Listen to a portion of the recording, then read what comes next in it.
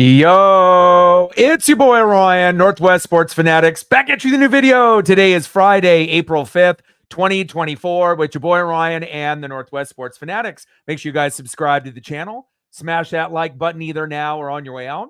Donate to your boy if you can. Cash App $ ORION NWSF or the YouTube Super Chat right here. We got some MLB action this Friday night. The Seattle Mariners versus the Milwaukee Brewers. Let's cut some background music, get into the thumb and the starting lineups.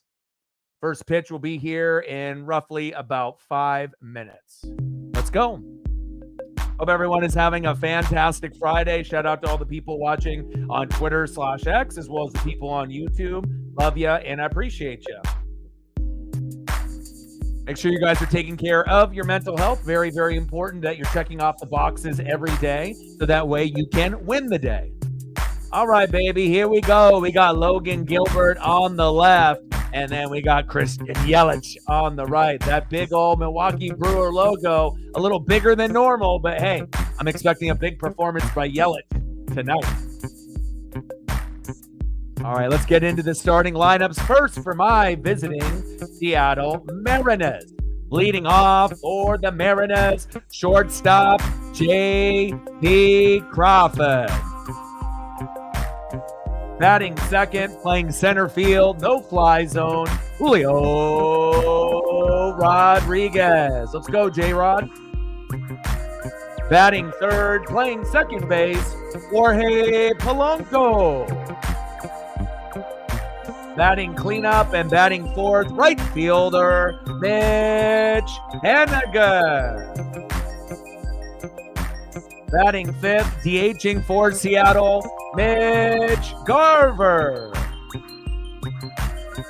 Batting sixth, playing catcher, big dumper, Cal Raleigh. Batting seventh, playing first base, Luke Raley.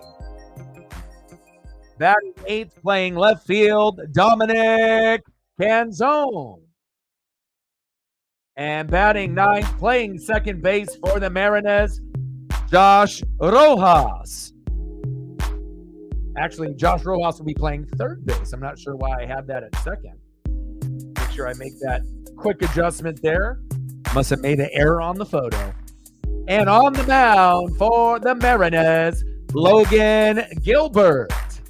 Let's go, Logan. You might be our best pitcher of 2024. Let's go. We need you today. Let's get it. Ooh, baby. Let's go. Now leading off for the Brewers, right fielder Jackson Chourio. The only batter in Milwaukee to get a hit in all 5 games so far in 2024. Batting second, catching for Milwaukee, William Contreras. Batting third and playing left field, Christian Yelich.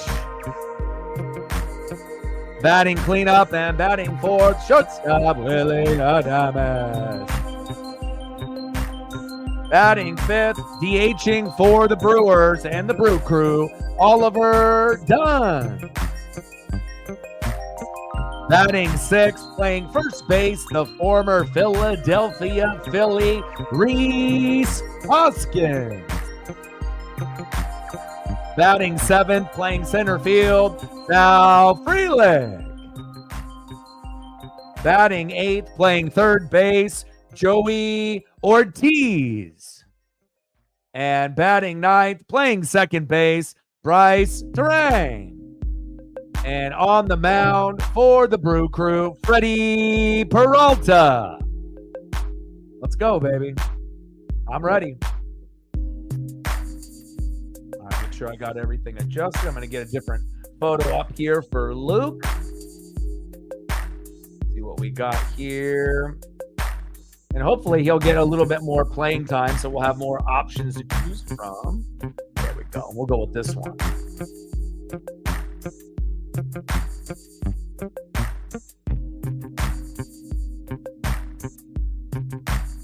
And then we'll get rid of the other one.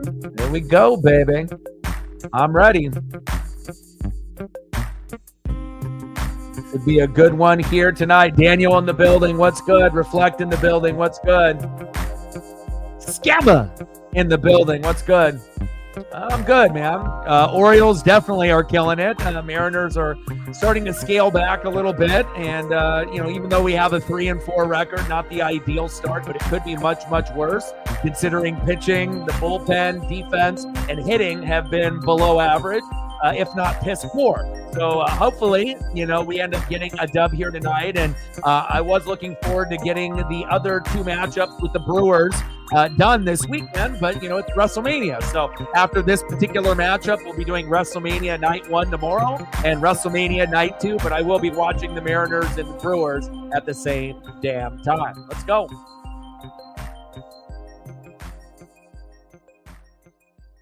All right, here we go. First pitch. Fouled back by J.P. Crawford. Let's go. Come on, JP. We're going to need a big day out of you. Let's go, baby. This is going to be a tough matchup with the Brew Crew. Peralta, second pitch. High. Inside. 1-1 count. Let me see. I got to turn up the volume here. 1 sec. There we go. Pitch is outside. 2-1 count. Megan coming in and dropping a dono, showing her love and support for the NWSF and Dougie Dog. Pitch is high, 3-1 count. Appreciate you. Thank you so much. That's good. No problem, Sid. Thank you so much for everything this past week. While still not feeling 100%, I got up and had a shower after 2 nights of great sleep, onwards and upwards for us all, and here's to better days. I'm proud of you on the way that you handle things.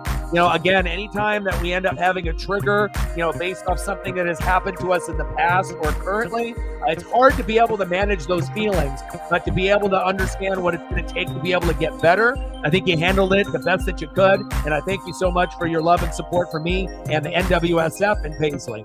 Stacks on stacks, racks on racks, little Cactus Jack. Bang, bang. $20 holla. Thank you so much. 80 to go. I appreciate you.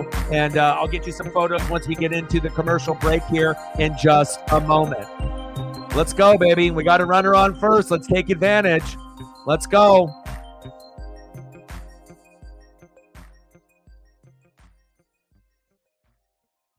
And anytime you can take a walk, you're going to take it. And we'll take that with J.P. Crawford. Absolutely. I was actually looking at the high A, double A, triple A affiliates of the Mariners to see where like Harry Ford and some of the other up and coming talent, where they're positioned, if they're in, single A, double A, triple A, or if, they've been getting adjusted throughout this year. And at some point we may see some of those guys get an opportunity, but I just hope that we can get it together. And one of the guys that we really need to get it together and get it together like ASAP, like now, like we should have got it going like 4 games ago, Julio Rodriguez. Let's go, baby. If we're going to have any chance this year to be able to win the division, even compete for a wild card, and struck him out looking, Julio, good God. Not the start that we wanted there. Julio has been ice cold after actually being pretty good in spring training. Hasn't been able to see the baseball very well, swinging on pitches that he shouldn't be swinging on, and then obviously taking pitches that he should be swinging. It's like he's almost doing the opposite. I know he's trying to be a little bit more patient, but you have to be able to understand when to swing and when not to, and still hasn't figured it out here in his junior season. Fouled one back. Polanco, another guy that we need to get going. Let's go. Come on, Jorge. Odin's son with a tour. Appreciate you, Odin. Every dollar counts. And don't let anybody tell you otherwise. Because it really does. You never know what that could end up going to. Maybe dog food, me being able to get something to drink for the stream. So I appreciate that. Stacks on stacks, racks on racks, little Cactus Jack, bang, bang, $2 holla. Appreciate you. And we'll get some photos up for Odin's son as well. Thank you for the share, Megan. Appreciate you.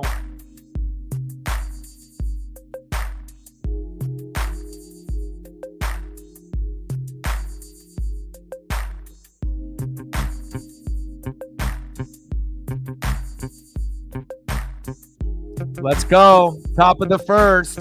3-1 count on Polanco. Take the walk.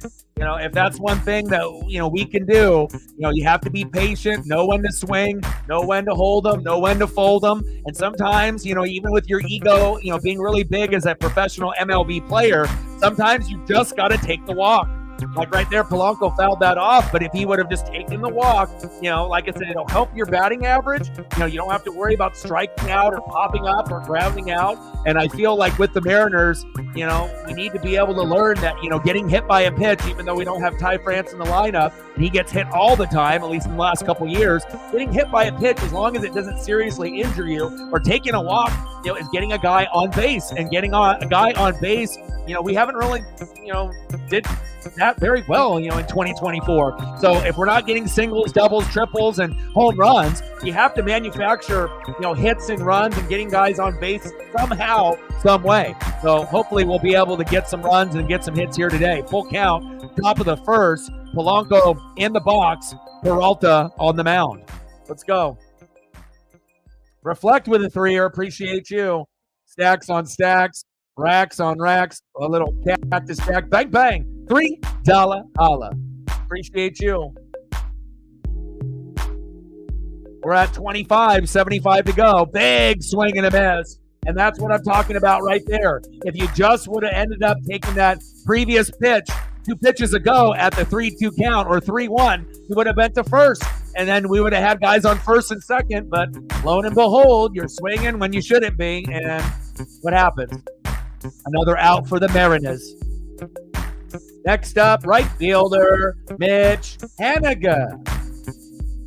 But I'm not going to freak out and say like, oh, the season is over and the Mariners are terrible. Of course, the pitching, the bullpen, the defense, and hitting hasn't been up to, speed and up to par. But remember, it's a 162-game regular season. It's not like we play 60 games and that's it.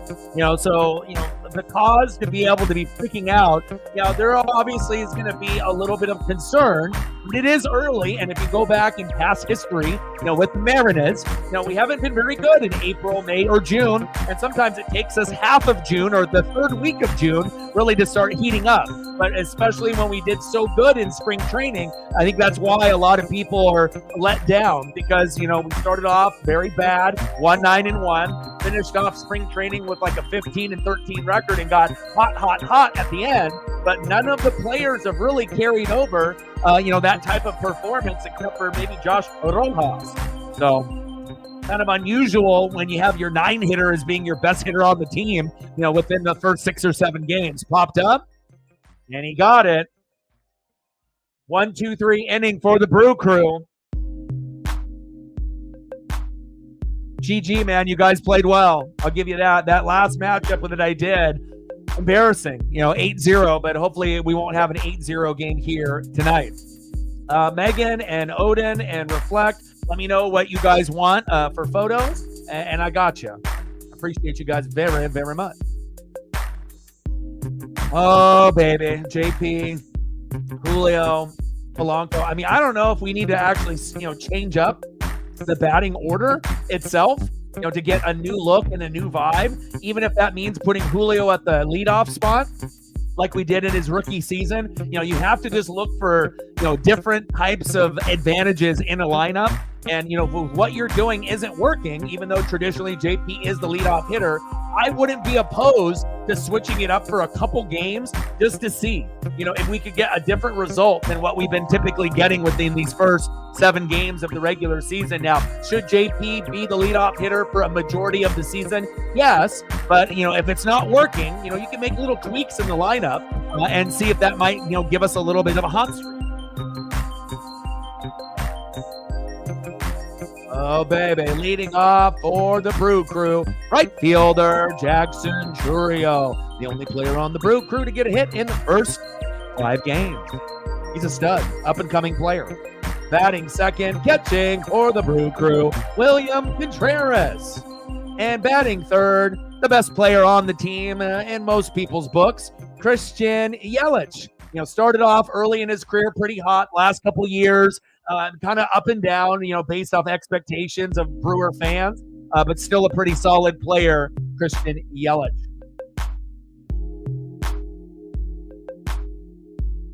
Absolutely. I got you.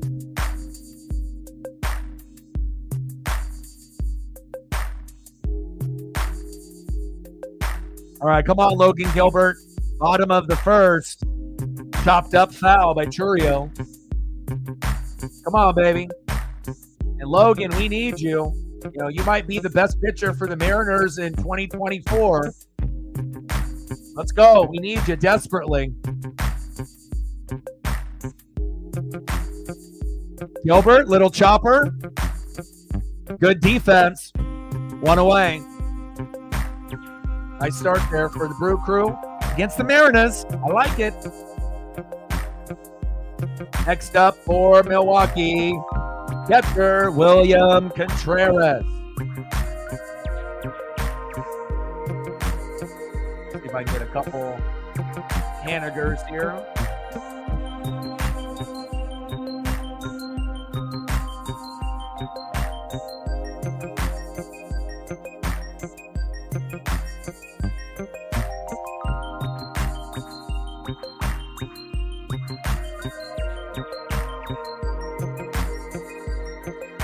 Bottom of the first, one out, 0-1 pitch low in the dirt. Good save there by Cal Raleigh. 1-1 count.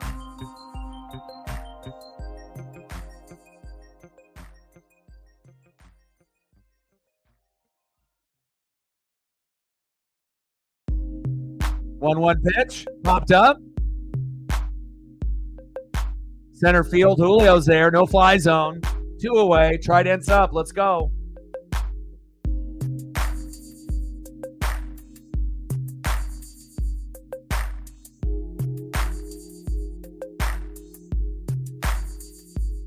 Yeah, and we'll take the pop-ups and the ground-outs. You know, I don't necessarily need Logan Gilbert to give me 10, 11, 12 Ks. You know, it would be great if he can get that number, but even if he can get to like 7 or 8 and a shitload of pop-ups and ground-outs, that'll be just fine. You know, you just want to be able to show his dominance, but also to be able to, you know, get some easy outs as well.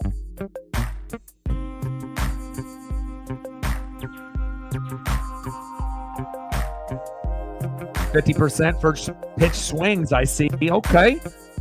Bottom of the first, we're knotted up at 0, 2 outs, 1-1 count. Next up, Christian Yelich. Got to make sure we limit the damage he does against us here today.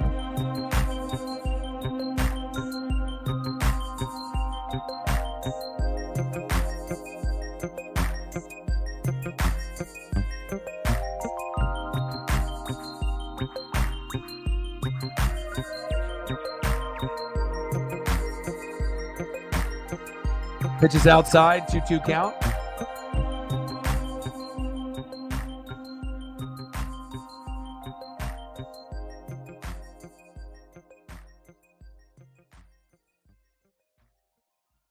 Two pitch.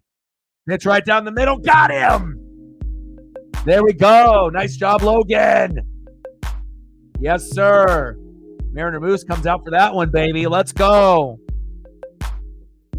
1K for Logan Gilbert, 2Ks for Peralta. We'll take it. All right, let's try to squeeze in some photos here.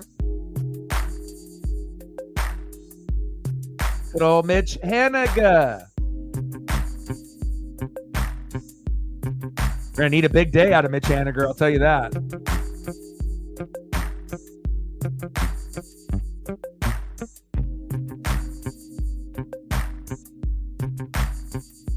Let's go, baby.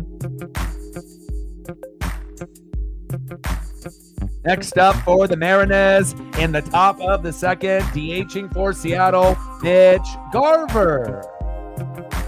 Batting second, catcher, big dumper, Cal Raleigh. And batting third this inning, Luke Rayleigh. Let's go, baby. Luke in the 7-hole playing first base for Ty France. Let's go.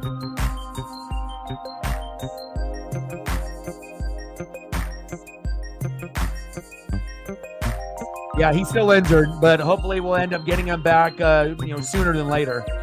And as soon as you'll watch me and you come through on the stream and you'll see the photo come up, then you'll know he'll be back in. But Yeah, we haven't really got a chance to get a opportunity of Ham Swaggerty just yet.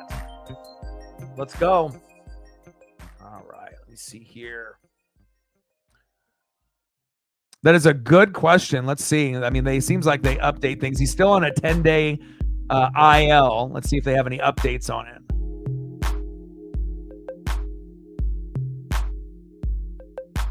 Let's take a look. What's the latest update on the Haggerty that is Sam?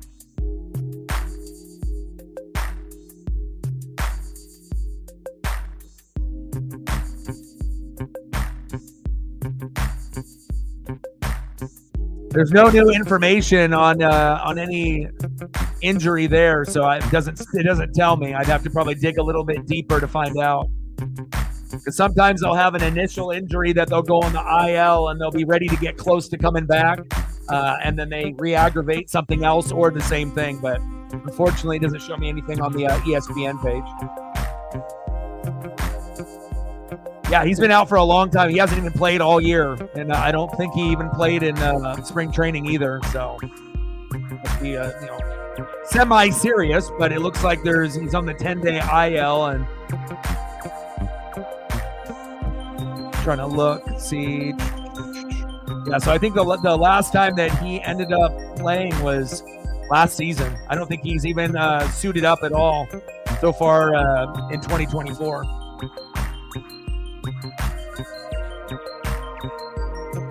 Nice hit there by Mitch Garva, baby. Cal Raleigh popped up. One away. Garver going to tag.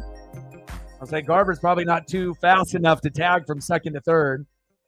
But at least we got a guy on second, and Garv getting going would help us a lot too. Cal, we're still waiting on your first home run of the season. Same thing with Julio. Let's go. Next up, first baseman taking over Ty France today, Luke Raley.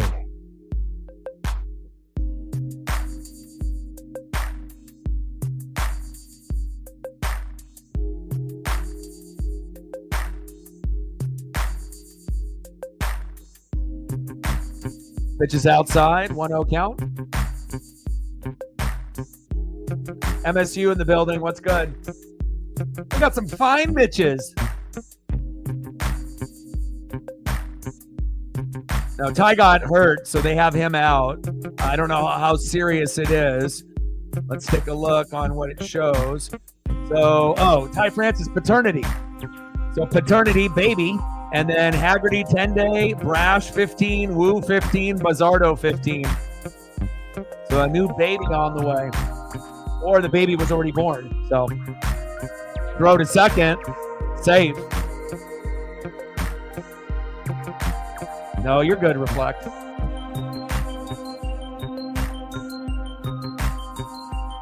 You're good, man. Mitches. There'll be times here, the swear words will be flowing. So if you want to be creative with puns and other things, there's no problem with that. I think really with me, I could really care less with that type of stuff as long as it's not like directed at someone else in the chat, as like a personal attack, type of thing, or trolling or being a hater. If it's, towards, just like the game that we're watching, yeah, that shit doesn't matter. Top of the second, runner at second, 1-2 pitch by Peralta. Big swing and a miss. Raley goes down. Come on, Luke, we need you. 2 away. Next up, left fielder, Dominic Canzone.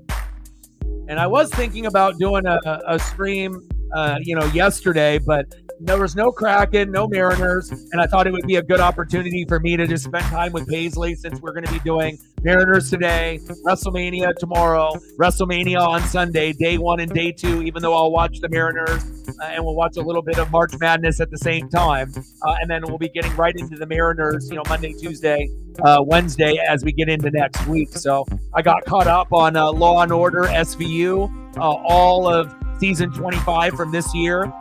With like 9 episodes, and I did Law & Order and Law & Order Organized Crime, and I watched about 8 or 9 episodes of that. So that's what I've been pretty much doing in the last roughly 24 hours.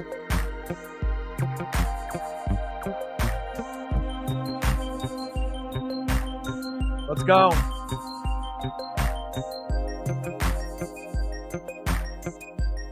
Yeah.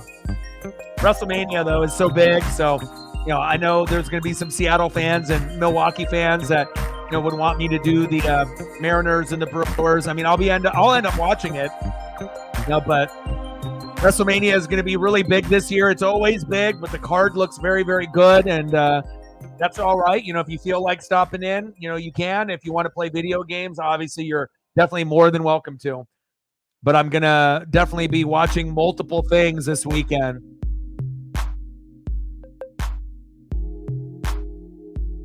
Yeah, and it's obviously subtitled, and you're going to have a person that that speaks English, obviously, as you get into the show, and then his part obviously is not subtitled. But I would highly recommend, if you are going to watch Shogun, you have to put your phone down.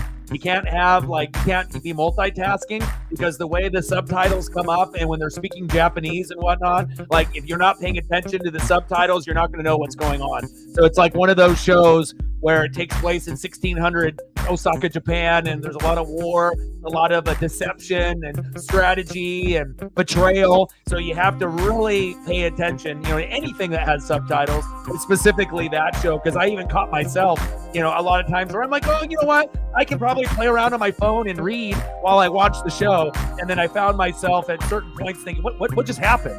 And then I had to go back, and then I decided, you know what? This looks like it's going to be one of those shows, kind of like Dexter was for me, or Game of Thrones, and, a few others, where I was like, it's probably best if I just try to have some self-control, even though we are glued to our phones and our social media devices. But if you try hard enough, and you do it, then you won't have to pause and go back and go all that. So let's see what other photos that we can bring up here. Any other requests that you got besides Mitch Haniga and Reflect? Anything that you're looking for as well, you let me know. I got you. And make sure you're taking care of your mental health. Make sure you're checking off the boxes every single day so you can win the day. Adamas.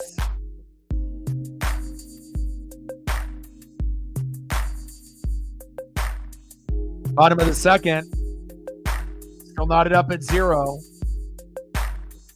Pitch is low and outside. 1-1 count.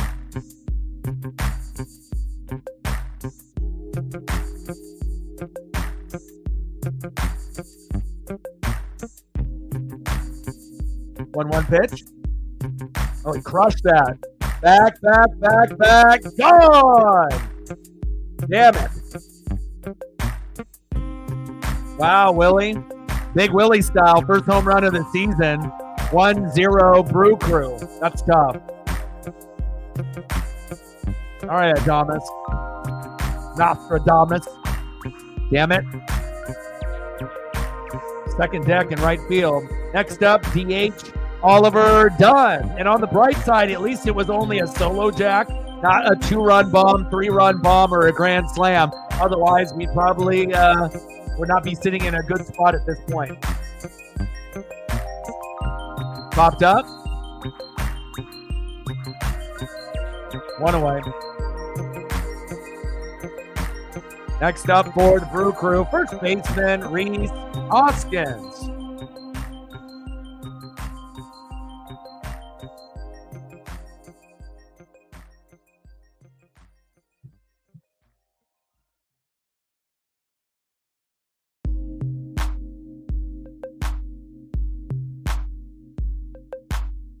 Hoskins is going to be a really good role player, for the Milwaukee Brew Crew, for the Brewers.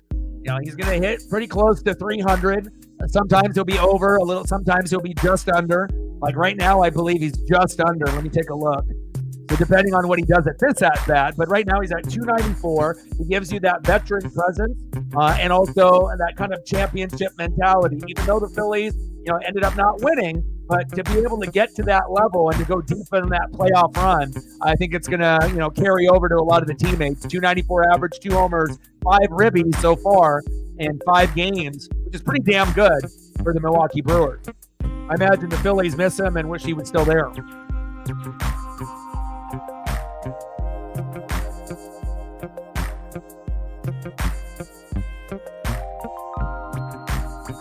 1-2 pitch by Gilbert. Pitches outside. Did he go? Wow, he went. Got him. There we go. Okay.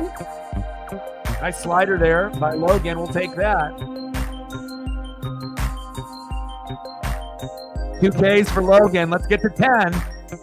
You got to shoot for the sky, shoot for the moon, Every major starter should be shooting for 10, and if you don't get to 10, try to fall back at least at 7 or 8, but you got to have these guys be productive.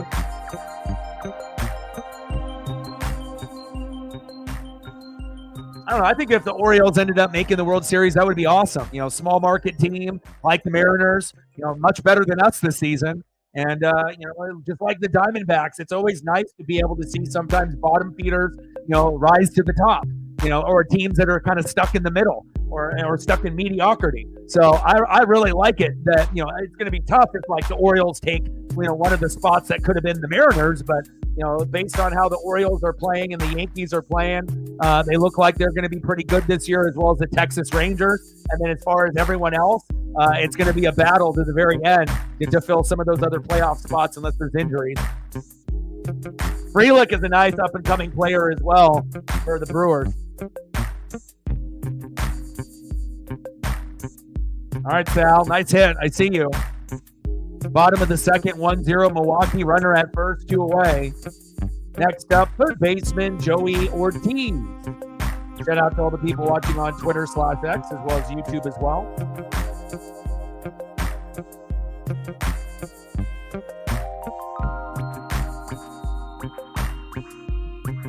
Pitch right down the middle for a nice strike by Gilbert there.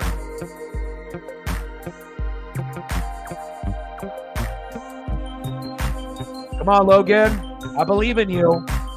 We've had rough outings by Luis Castillo and George Kirby, not looking very good to open 2024. The early start for Kirby was decent, but then that last one was fucking terrible when you lose 8-0. So overall, Castillo hasn't looked good. Kirby really, it's been kind of 50-50 with him, with his starts. And then Logan Gilbert has looked good. Bryce Miller got roughed up, and then Emerson Hancock got a win in his start. So, we need more than our 3 and our 5 hole starter to be leading the team. We need that 1, 2, and 4 spot to be good as well. Gilbert already 25 pitches in. Chopper. Foul.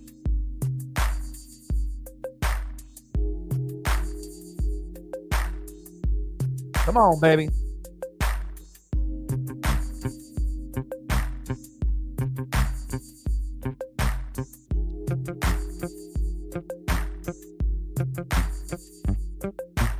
Bottom of the second, 1-0 Brewers. 2 outs, runner at first. 2-2 pitch incoming from Logan Gilbert. Smoke his ass. Right down the middle. Smoke him. Smoke him like it's 420.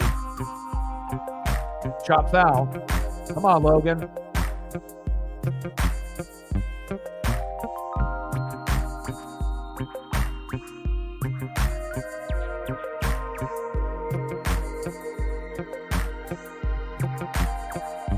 $11 stolen bases from the Brew Crew, leading the MLB with the Reds with 11.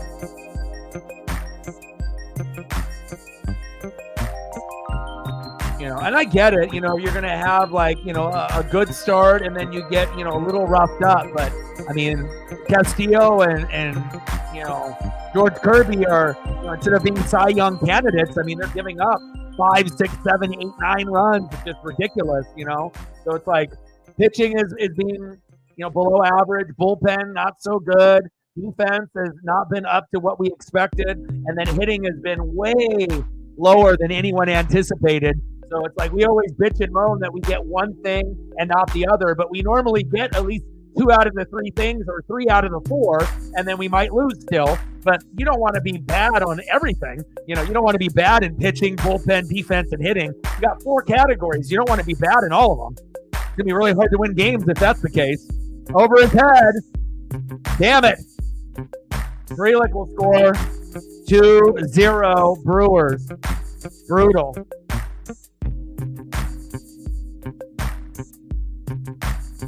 Yeah, it'll be amazing at some point or another where spring training will actually carry over and we can actually have 5 guys out of 9 being hot.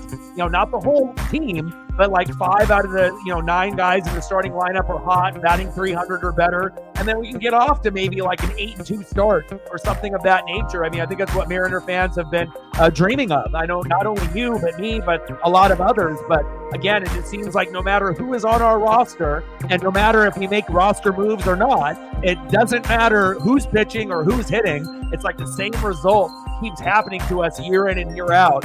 And hopefully we can get hot before, the middle of June. Otherwise, we're going to be in fucking deep trouble. And then we're going to have to like really, really pray that we get hot, where we get on a few 10 to 15, game win streaks, throughout the season, after June 15th. And that's a pretty tough task to be asking, to be able to have a couple 10-game or 12-game winning streaks. It's one thing to have one and then early and maybe have one late, but I don't know if we've actually shown that we can do that. But we have to be optimistic. We can't be negative. We have to just understand that it can't get any worse than it's already been, right? I mean, we could have been 0-7. We could be like the Miami Marlins or 0-8, right? So again, it could always be worse. You always have to think about it in that retrospect. And of course, it's not what we expected. We want to make the playoffs. We want to, challenge the Rangers and the Astros.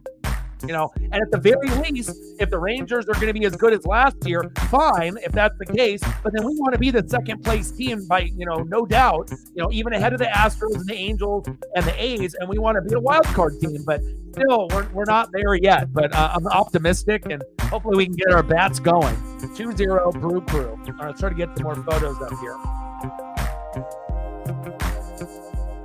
A little Hanniga action.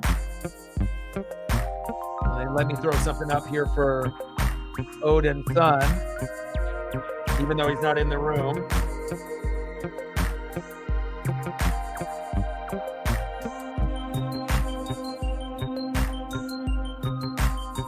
Still haven't got a chance to watch the Bray Wyatt documentary, but hopefully I'll get a chance to watch that sometime tonight or maybe tomorrow morning. Appreciate you, Odin. See if I can squeeze one more in here for him. And then Reflect, anything that you want specifically, let me know. I got you. And then Megan, anything else, what avenue do you want to go down? You want a hack? Do you want some Kraken? You want Seahawks? You want Ichiro? You want some of your video game things? You let me know what you're looking for. But I appreciate you, Odin. And then we got a couple Hannigas here, and hopefully these extra Hanniger photos will lead to something big like this, and maybe we can end up getting a 3-run homer out of Hanniger sometime in this game.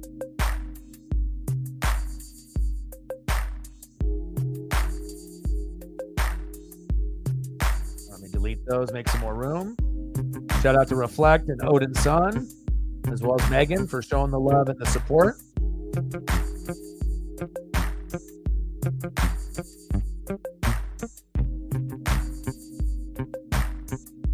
Fallout and Call of Duty photo. Okay. I know Odin loves that. Loves that.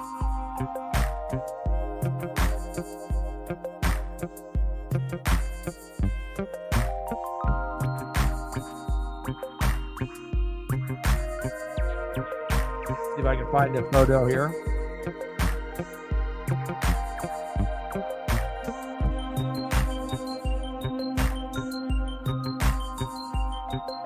Foul.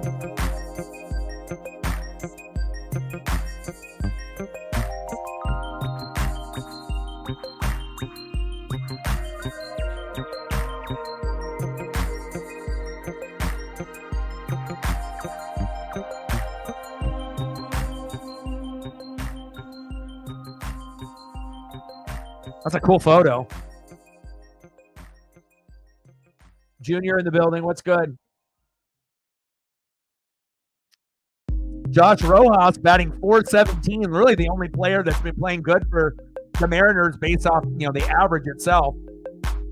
179, let's take a look at 115, 179, 148, 250, 200, 222, 231, 111, and then obviously went down to 385.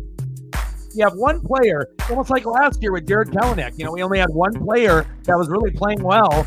And even though we got rid of the guys that supposedly strike out too much, with Teoscar Hernandez, Jared Kelenic, and Eugenio Suarez, and then lo and behold, all three of the guys are playing well, on their new teams. They're Diamondbacks for Eugenio Suarez, Jared Kelenic for the Braves, and then Teoscar Hernandez for the Dodgers. So I don't know, what it is. I don't necessarily think the Mariners are cursed, but it definitely hurts, that mentality where we're trying to get better and we're trying to do Moneyball and we're trying to do statistics and analytics to get guys that actually can get on base. But for whatever reason, these new guys that have come through, like Garver and Polanco, it just hasn't been a good fit so far. But it's still early, so hopefully they can, improve. Popped up, 2 away. David in the building, what's good?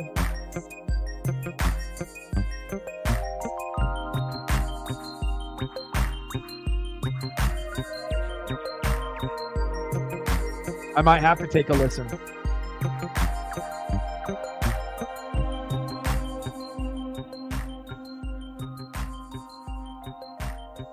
Top of the third, 2-0 Brewers. 2 outs. In the box, our guy, Julio Rodriguez. We need a home run today. How many games are we going to go before you go yard? Wild swing and a miss, 0-2 count. Come on, Julio.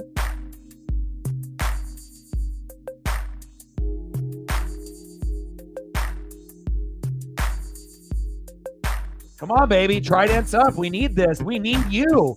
If you want to be considered a top 10 player, you're going to have to step up. Otherwise he's going to slide and he'll be considered like a top 20 player instead of a top 10 player. He'll have top 5 or top 10 popularity, with Ohtani and Aaron Judge and Acuna. Julio's a very popular player. His jersey sells well. People love him. He's got a great attitude. It seems like he's always having fun. He's always smiling. He's good at stealing bases. He's great at defense. You know what I mean? But in the box, you're nowhere near being Ken Griffey Jr. And if you want to be known as, Julio Rodriguez or Ken Griffey Jr. 2.0, things got to improve, and they got to improve now.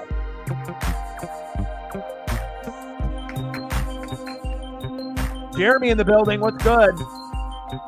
5-0 Rangers over the Stros. Big swing and a miss. Julio, sit down. Nice pitch by Freddie Peralta. It's like Julio's not seeing the ball, and I don't know if there's just extra pressure, or what's going on, but, I'm thinking that we might have to, maneuver some of these guys, maybe put Julio in the leadoff spot, because obviously in these first 7 games, doing what we did last year, it's not working, and is Julio a normal leadoff hitter? No, but if we can just, flip the lineup up a little bit, and obviously Polanco hitting after Julio isn't working either. So, maybe if we flip-flop Julio and JP and have Julio lead off, JP at the 2, and, I wouldn't even be opposed to, sliding down Polanco deeper into the lineup and giving someone else a chance to be able to get into that rotation like Dominic Canzone or Ty France or someone else. But we need to make some changes. Otherwise, we're going to keep repeating these same things over and over unless we actually play teams that have shitty pitching. The major leagues are tough. That is big facts. All right, let me see if I can get some more photos here.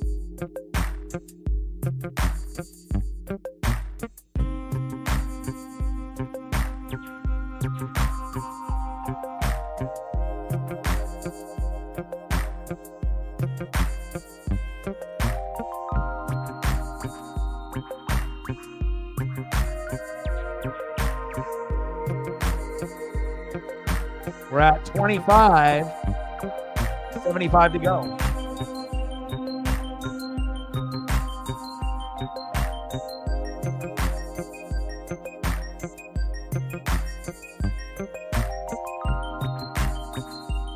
Little Call of Duty action.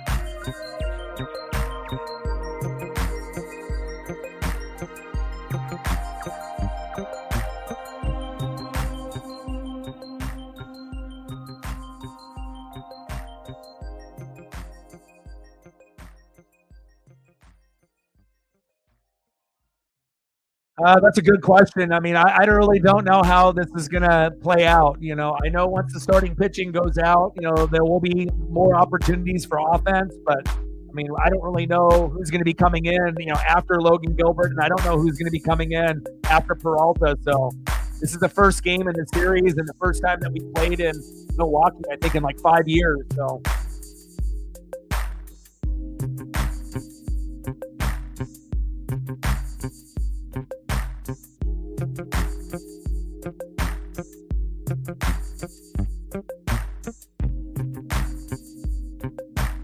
Bottom of the third, 2-0 Brewers. 2-1 pitch for Gilbert. Popped up. I still think we can come back and win this game. I really do. I don't think the lineup is that bad. Obviously, it sucks not having Ty France in the lineup, and we just have to be able to rally and start believing. But also too, I think Scott Service needs to make a change to the lineup. Based off the order. Because the order isn't working in these first 7 games. So. Even though we have 3 wins out of the 7, I think that, making a little tweak and just seeing if, this will get better results, maybe less pressure, on certain players to be able to, get ahead and also being a little bit more patient in the box. Next up, William Contreras. Bottom of the third, 2-0 Brew Crew. 1-0 pitch from Gilbert. Right down the middle for a strike. Let's go.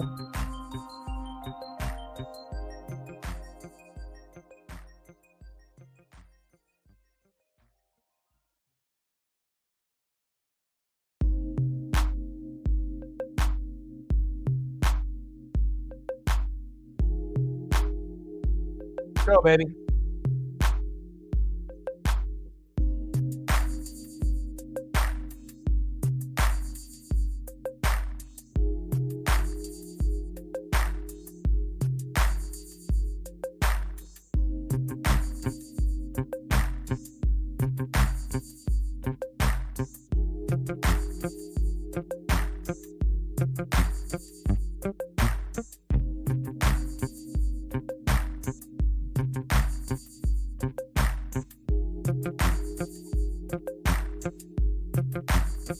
Come on, Logan, let's go.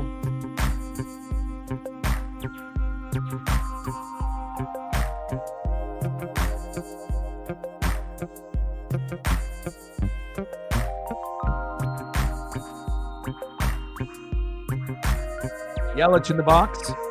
First pitch is outside, 1-0 count.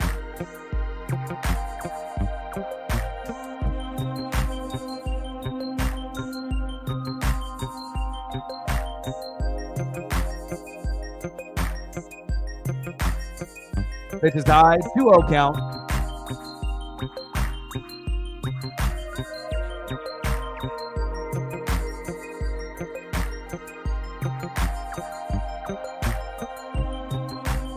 Yeah, big swing and a miss, 2-1 count. Now, anytime the Astros lose, that's definitely going to help us out, because that's realistically the team that we're going to have to battle with, for that spot to be second, in the division if we can, get to that point. And the Astros will make up some ground. I don't think that they're going to finish last. We already know the Angels and the A's. Sometimes they'll play decent, but it should end up being Rangers, hopefully Mariners, and then Astros. But again, we're really inconsistent, and Astros didn't get off to a very good start this year.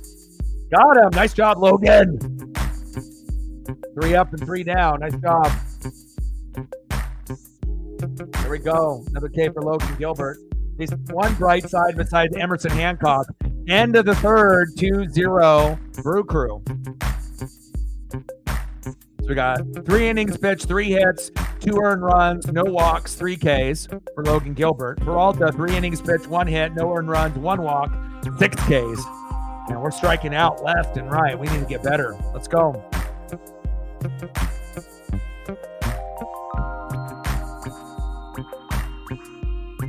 All right, leading off for the Mariners in the top of the fourth, 0 for 1 with a K. Second baseman, Jorge Polanco. Batting second, right fielder, 0 for 1, Mitch Anaga. Come on, Mitch. And batting third this inning, DHing for the Mariners, Mitch Garver. Mitch and Miach. Let's go.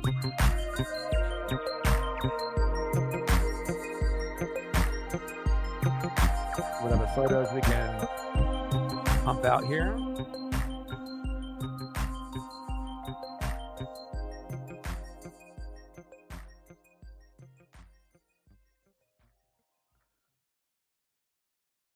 See if I can get anything with the fallout. I did see a commercial for the series, like the Fallout series. It was very brief, but it looked kind of interesting.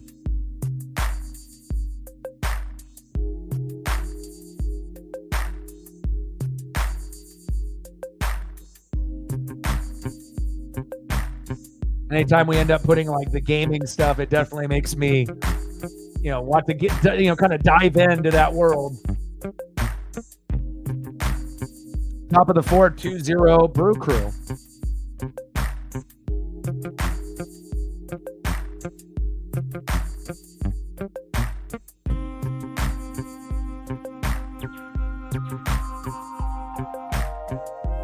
Peralta been pretty solid so far. Come on, Polanco. Find a way.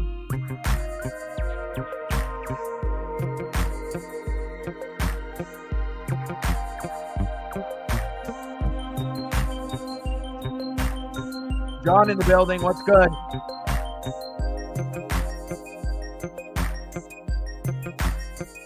Three-run bomb.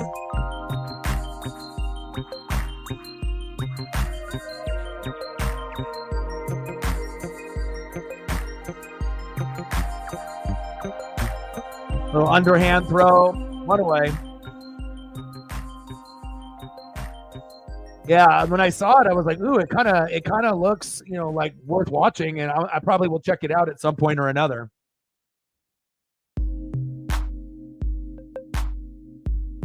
Next up, right fielder Mitch Haniga, 0 for 1. Come on, Miach, we need you.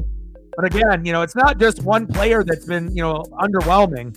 JP Crawford 111, Julio 172, Polanco 143, Haniger 250. Garver 200, Raleigh 222, Rayleigh 231, Canzone 111, Rojas 385. So it's like you got everyone pretty much being terrible except for Josh Rojas. So, it's not just one player. And again, it's like you want to make sure that you can get on little rallies, together. Haniger all the way to the warning track. 2 away. Decent sign, though, getting a little bit of power there. Hopefully that'll lead to a homer later in the game because we're going to need it. Come on, Haniga. But we thought it was bad, with Colton Wong and La Stella. We thought there's no way that we're going to start off the season like that again, are we? But again, it doesn't matter who the players are. It seems like every year we have very, very deep struggles, with a number of categories, whether that's pitching, bullpen, defense, hitting for power. Oh, hit by a pitch. I'll take that. Garver got a hit early. And what did I say early? Even if you got to get hit by a pitch, like Ty France, typically does, take the hit. Try to feed off that and see if we can, get something, hits are far and few between for the Mariners. So, and then now if we get lucky, maybe Cal can hit his first home run of the season, and we can knot it up 2-2. Wishful thinking, but at some point Cal is going to homer, and at some point Julio will homer as well. So,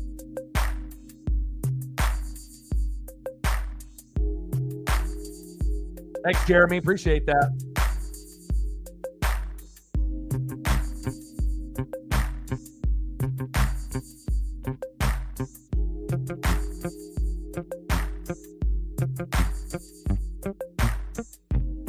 Pop foul. Come on, Cal. Come on, baby.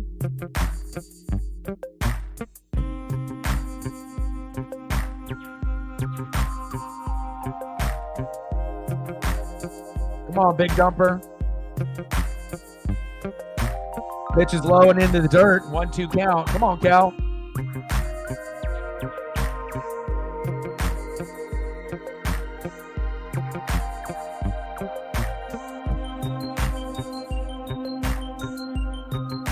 Yeah, there's been more articles that have been coming out, depending on who's evaluating him.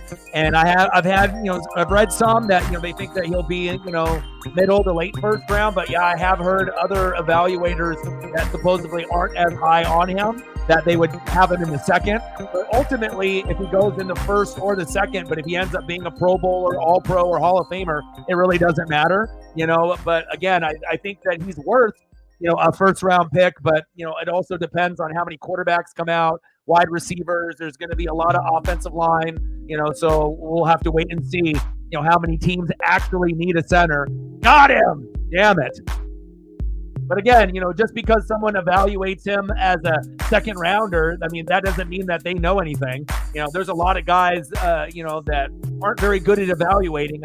Like this quarterback class, isn't probably going to be what people think. Like if you think it's going to be a really, really good, draft class, I think it'll be a rude awakening once we get a lot of these players on the team where, I'm not saying it's going to be exactly like the Trevor Lawrence draft, where we were really hyped up for about 5 or 6 guys, Trevor Lawrence and Zach Wilson and Justin Fields and Mac Jones and Trey Lance. And we thought, oh my gosh, we're going to have, 4 starters and maybe only one will suck, but then we find out almost all of them suck except for Trevor Lawrence, and even Justin Fields as being the second best, right? He still isn't good enough, more than likely, to be able to lead a team to a Super Bowl. He's a top 16 quarterback, but I don't think Justin Fields will ever be a top 10 quarterback in his career. So really, legitimately, you got one good quarterback in that draft, and obviously besides the last pick of the draft with Brock Purdy. So you had 2, the first pick and then the last pick. And then everybody in between didn't really live up to the expectations because of them, because of the coaches, because of the supporting cast, the team that they were on. And obviously with Trey Lance, we don't really know because he got hurt. And anytime you get hurt, they kind of pass you over. And it's like almost his time has come and gone, even though he hasn't got a chance to play. But we haven't really got to see Trey Lance on the field. So to say that he is a bust and he's a complete failure, we can't say that just yet until we see him play, if he ever does. But as far as the others, I think it's pretty cut and dry. So hopefully it'll be a little bit better than we think. So.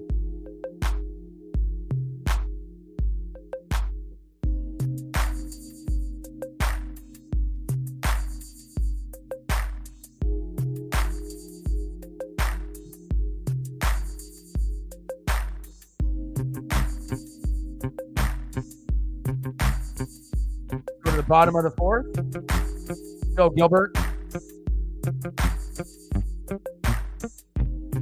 Adamas in the box.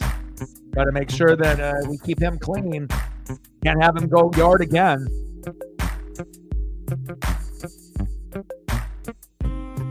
1-1 pitch. Let's go.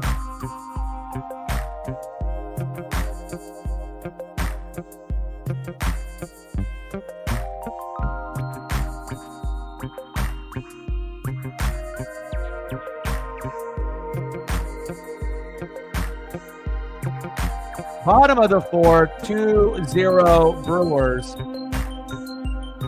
2-1 pitch for Gilbert. Pitch low and inside in the corner for a strike, 2-2 count.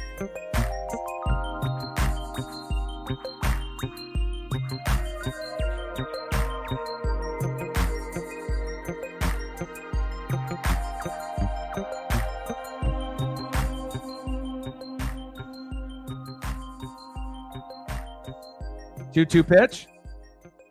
Pitch is low and inside. 3-2 count. Count is full. Let's go.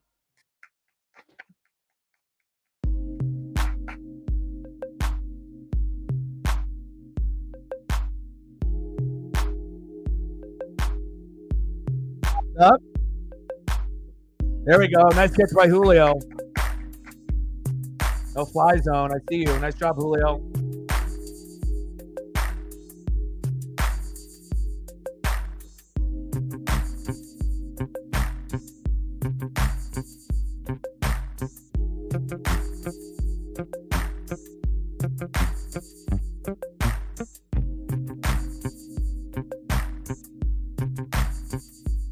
Next up for the Brew Crew, Oliver Dunn. All right, no worries. Bottom of the fourth, 2-0 Milwaukee. 1 out, 1-0 pitch from Gilbert. Big swing and a miss, 1-1 count. Let's go.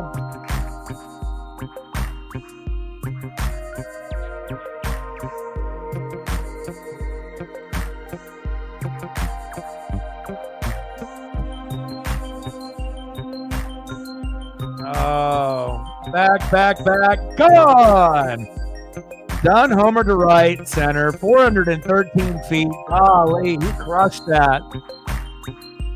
Oliver Dunn, my goodness. First big league homer for Oliver Dunn. First homer of the series and the season for Willie Adames. Brutal. 3-0 Brewers. Next up, first baseman Rhys Hoskins.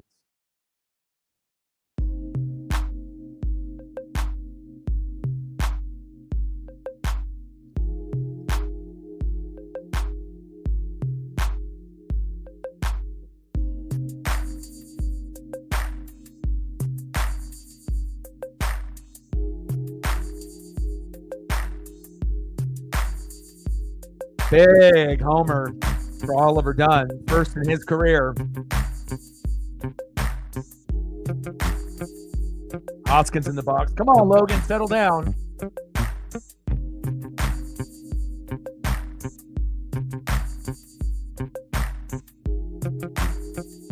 Oh, 1 pitch down the middle for a strike. Ahead of the count, 0-2.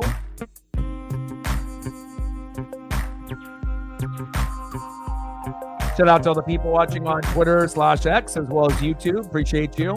Pitch is high. 1-2 count. Come on, Logan. Settle in.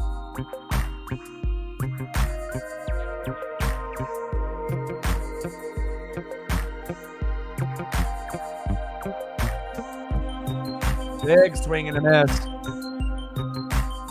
Nice K by Logan. There we go. Got to take little wins with everything considered. 3.2 innings pitched, 4 hits, 3 earned runs, no walks, 4 Ks. Peralta's got 7 Ks. Come on, baby.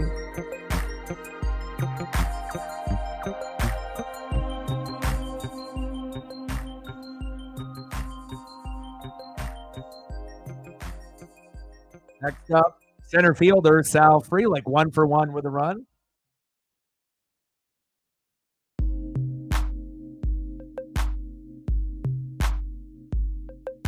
Oh, 1 pitch for Gilbert.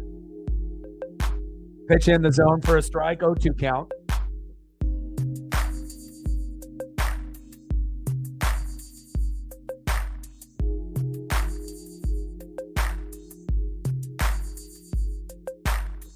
Big swing and a miss. Got him. But you gave up a homer.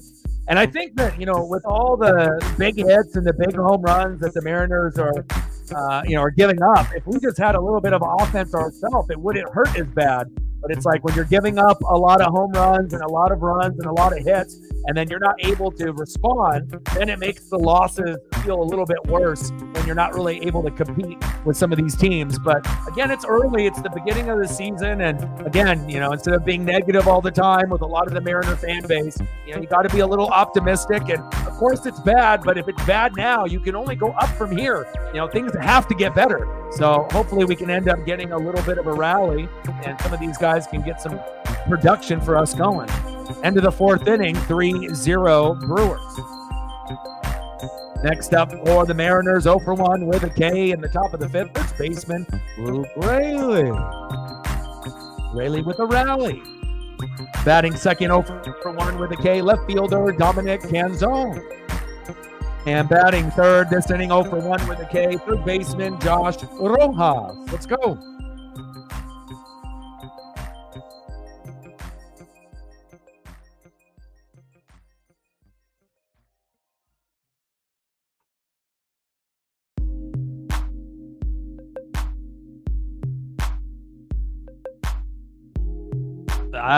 Your guess is as good as mine, Junior. You know what I mean? Like, it feels like no matter really who's pitching for the Mariners so far in these first 7 games or so, that it doesn't really matter.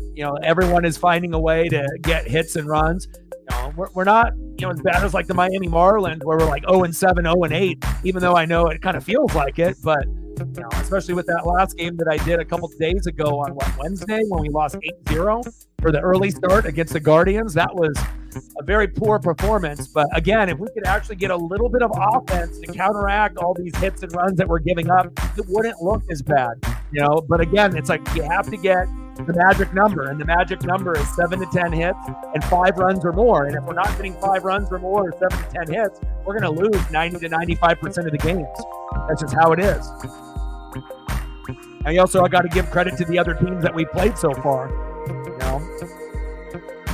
It's not like we've been playing against the A's, in every series. Top of the 5th, 3-0 Brewers. 1-1 pitch. Come on, Luke. We need you.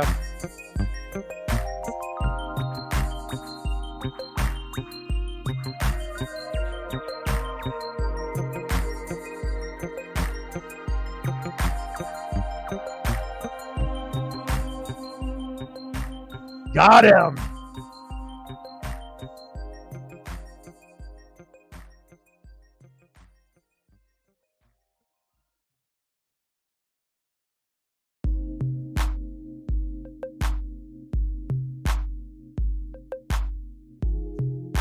Nice throw there to first. Throw on the run. Vader, very Jeter-like. Nice out. 1 away. Come on, Dom.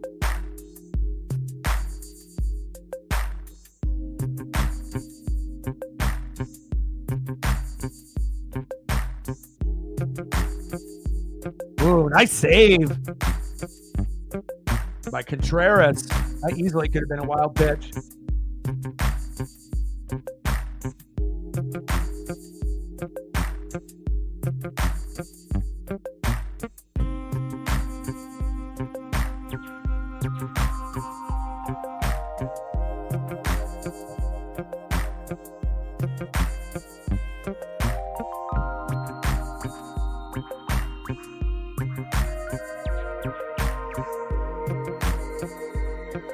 Chopper to Peralta, underhand throw, 2 away.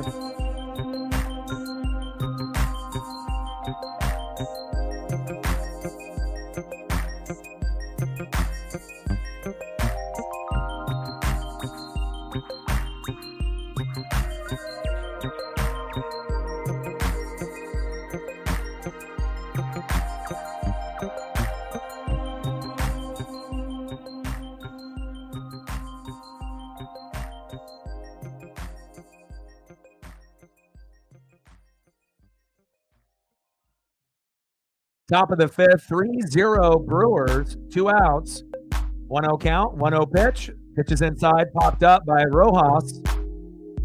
3 up and 3 down. Let's go to the bottom of the 5th.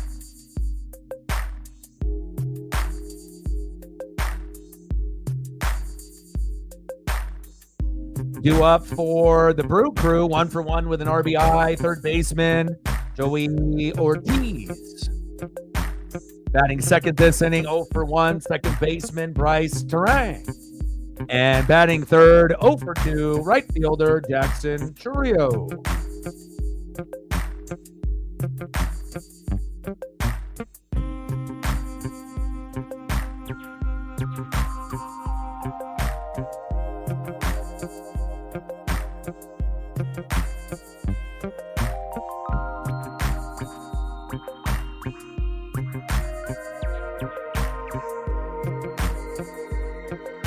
Plus, I mean, if you're a Pacific Northwest fan, you should already know better, depending on how long of a fan that, you have been.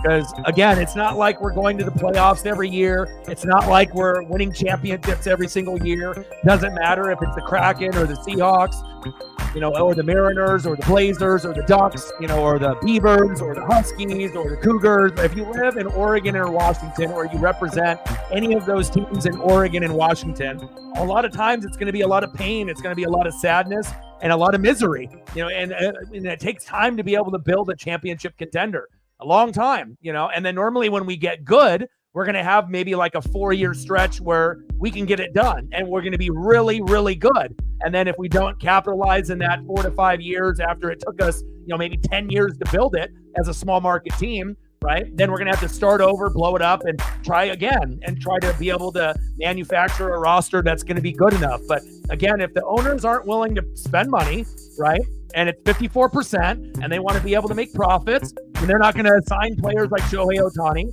there's no point of complaining and pointing out the obvious. We already know, where we're sitting, so we have to try to be as positive as possible. There's plenty of people that are going to be negative, on the Mariners. But again, it just depends on how long you've been watching them. And this shouldn't be something brand new.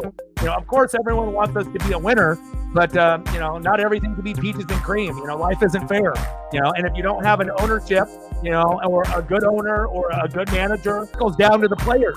So again, if we're not fully all in, as an organization, what would make you think that we're going to go all the way to the World Series and we're going to start off the season like 10-0? It's not going to happen, But again, when we do get good, we're going to be really, really good. It's like when you knew the Seahawks, were in that championship window, when they had Russ and Marshawn Lynch and Legion of Boom, you knew that there was going to be a chance or two for some NFC championship games and hopefully a Super Bowl or two. And then since then, if you don't feel that same kind of way based on how the roster is built, you need a little bit more, then it's called realistic expectations. Of course, sometimes you're going to overachieve, sometimes you're going to underachieve. But again, if you're a fan of Pacific Northwest sports, it shouldn't be something new. And, there's plenty of people that love to talk shit and complain, but talking shit and complaining ain't going to make the wins come. It's not going to turn things around yelling at the TV or commenting in the chat how shitty we are. It's not going to relay and cross over. And all of a sudden the Mariners are going to be like, oh, well, all these people are talking shit in the chat. Maybe we should be good. Like, if we're going to be bad, we're going to be bad. And we got to wait until, hopefully we can get to a point where we're good. So there's just no point of, pointing out the obvious over and over and over. Again, it's like, of course it would be nice to be, like, the Diamondbacks and like the Phillies and maybe like the Orioles, but we're not there. We're not them. So we've got to stop comparing ourselves to everyone else. We're the Mariners, we're the Kraken, we're the Seahawks, we're the Ducks, we're the Beavers, we're the Cougs, we're the Huskies. You can't compare. Oh, look at the Texas Rangers or look at the Houston Astros. That's them, not us. That's the reality of things. Not always going to be pretty, but again, that's what makes us battle-tested as fans, and also being passionate. That even if we ended up going, 0-162 or 0-17 or 0-82, depending on what sport we're playing, the fan base is still, going to root. We're still going to be able to support, regardless of how many wins or losses. Of course, you're going to get some of the bandwagon fans or fair weather that are going to hop off, but the true diehards already know what it's going to take to be able to win a championship for any sport that's in the Pacific Northwest. It's never going to be easy for us. And even when we get to be a championship caliber team, we'll probably end up being the underdog. That's just how it goes. There, a lot of people are going to hate, on the Pac-8, the Pac-10, the Pac-12 doesn't exist anymore. And, even if the Mariners were able to get to the World Series, no one would choose them as the favorite. Even if we had the best record and we went 120-42, people would still be hating and saying that we're not going to win. So that's just a reality of the West Coast bias. I mean, that's just how it goes. It's going to take a lot for us to be able to climb the mountain. But again, you have to be patient. And if you don't got the patience, then you're rooting for the wrong team.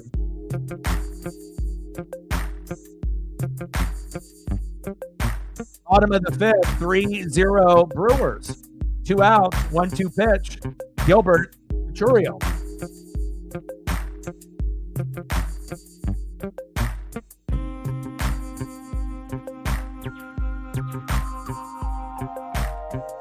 Good job, Logan. All right, let's go to the top of the sixth.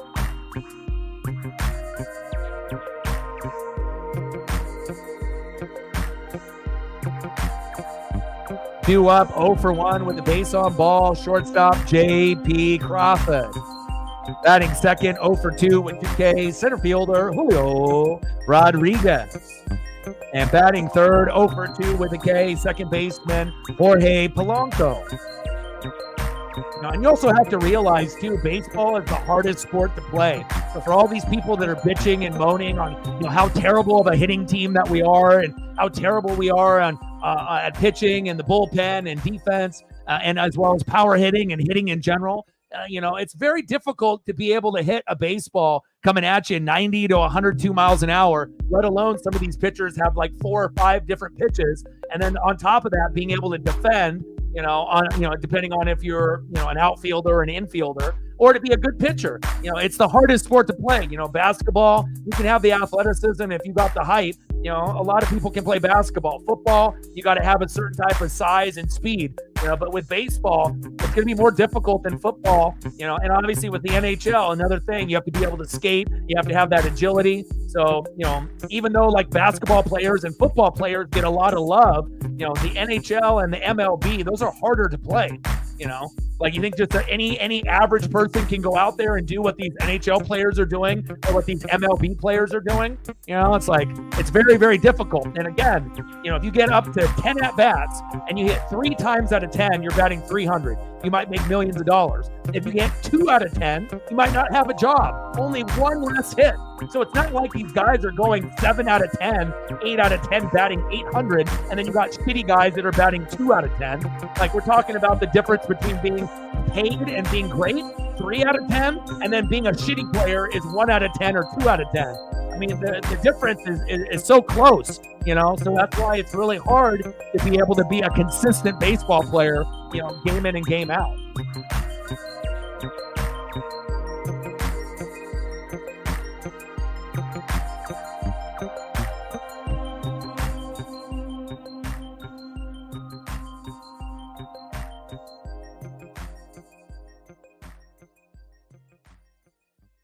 I love it when people think they have all the answers, It's like, yeah, we could end up getting a new hitting coach. But just because you get a hitting coach, the hitting coach isn't batting for Julio Rodriguez. So you can get all the tips you want and you can put in all the work in the batting cage. But when you actually play the actual physical game, they're not out there swinging the bat for you. So yeah, getting a good, hitting instructor and getting guys locked in, that helps. But at the end of the day, it's up to the players to be able to get it done. Same thing with coaching. The coaches aren't playing. They can only mentor and do so much, and it's up to the professionals to get the job done.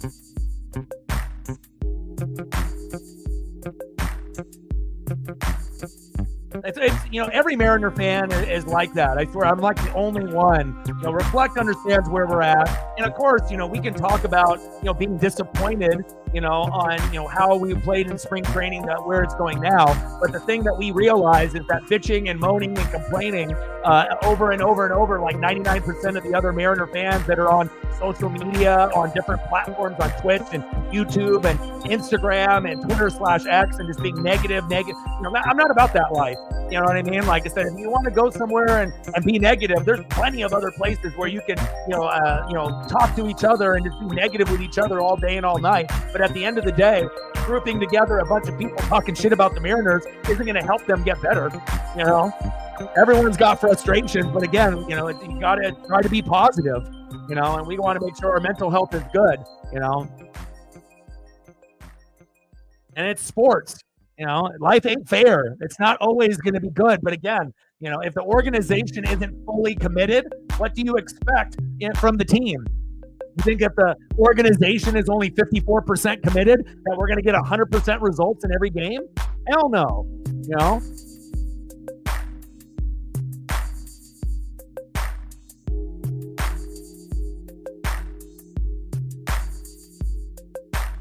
Right, you know what I mean? Like we can get frustrated with, with the Kraken, after making the playoffs and they overachieved, and a lot of our players that, went above and beyond, like Jared McCann. This year, it just wasn't our year. There's a lot of teams that are better than us. We were inconsistent in net.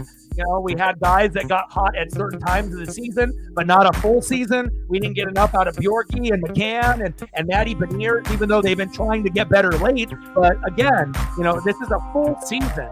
You can't just write off a team, for a certain number of games. And you have to realize in the Pacific Northwest, our teams aren't like California teams. Our teams aren't going to be teams like in the Midwest or on the East Coast.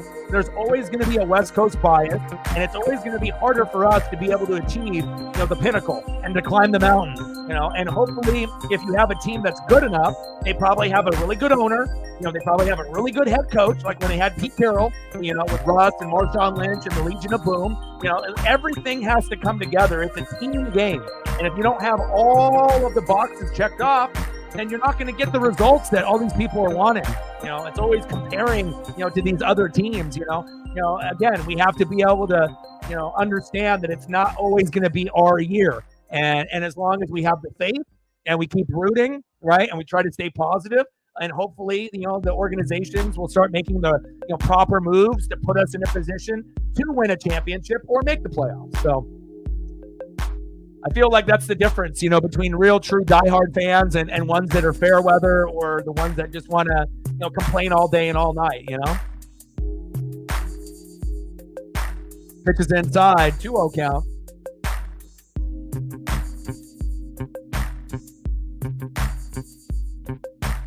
Yeah, and again, everyone wants results immediately. People have to understand in life and anything that they do, right? And I need results now. Everyone's brain is programmed. I need results now. But again, patience is a virtue, and not a lot of people have patience, and you have to be patient. You have to understand what you're working with.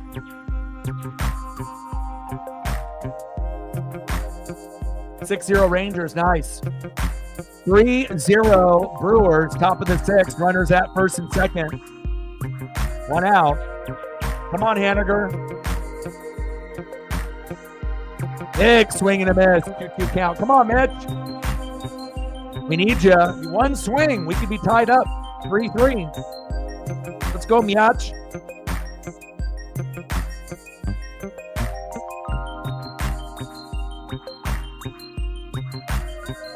No, you're good, because I think that, you and me are in the same boat. Nice. There we go, Mitch. Yeah. Go, JP, slide. There we go. And you know what I say? I always say our mental health is our priority, right? And even if that means that I lose subs or I lose views or I lose donos, I am going to preserve, the mental health and the positivity in the room. Like I said, that's what's important to me. Like I said, anyone can have a different opinion, and that's fine. But once it ends up, being kind of a broken record, I'm not about that life. Honestly, it'd be very easy for me to go down that road. And same thing with you, Megan. We could be negative on the Kraken. We could be negative on the Mariners or the Seahawks or our teams and, just be negative. But at the end of the day, we realize, if you have depression, you have anxiety, you go through the ups and downs, it doesn't make anything better when you're acting that way, right? And when you know that and you realize that, then, adjustments have to be made. So nice job, Mitch. I think we have to give Megan a little extra credit there, for wanting the Haniger, photo. And then we said, Haniger might be the one that helps us out. And then queue up a few innings later. There we go. A nice RBI. Didn't get a home run, but ended up driving in the first one. And now it's 3-1. Reflect is back. Again, and some of these fans that are Mariner fans have only been fans for 5, 10, maybe 15 years, depending on how old you are. If you're under 20 years old, you've barely been watching, for the last 5 or 10 years. There's people on the channel that have been watching their favorite sport team for 20, 30, 40 years and beyond. So again, the more that you watch, and depending on if you watch every game or if you're a fair weather fan and you watch Instagram highlights, there's a difference, So I still feel that we can come back and win this game, but again, patience is a virtue, and you have to be patient, knowing that, if the organization isn't 100% fully committed to winning a championship, the expectations have to be leveled, and we just have to hope that we can climb out of this hole. Yeah, but don't be sorry. Like I said, if I got to sacrifice subs and views and donos, I will.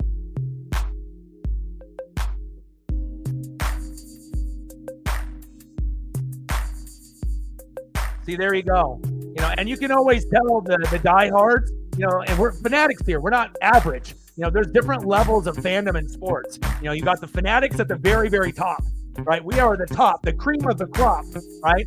And then you got your regular fans, and then you got your bandwagon fans, you got your fair weather fans, fans that watch once in a while, And if you ever notice, the ones that end up not watching that much, they're the ones that bitch and complain the most. The ones that aren't watching every single game from beginning to end, regardless of the result. I mean, like, if you guys honestly think, like, for these other outsiders and whatnot, you think I like streaming a Mariner game and having us lose 8-0 where we absolutely look terrible? Do you think that brings me joy? This is, my full-time job. Everything that I do is for, the building of this channel, for Paisley and for you guys. You think it makes me feel good, streaming a game, let alone other people are watching it or they turned it off. I have to stick through it all the way to the end. It's not a fun feeling sometimes. Tag up. Yeah, see? Trident's up. See? There we go. See? You know what I mean? Like, you have to understand, sometimes you just gotta let people, you can figure out if they're going to be a part of this channel or not. So there we go. Candace in the building. How are you? Come on, Cal. First home run of the season. Take the lead, 4-3. How beautiful would that be? Come on, Cal.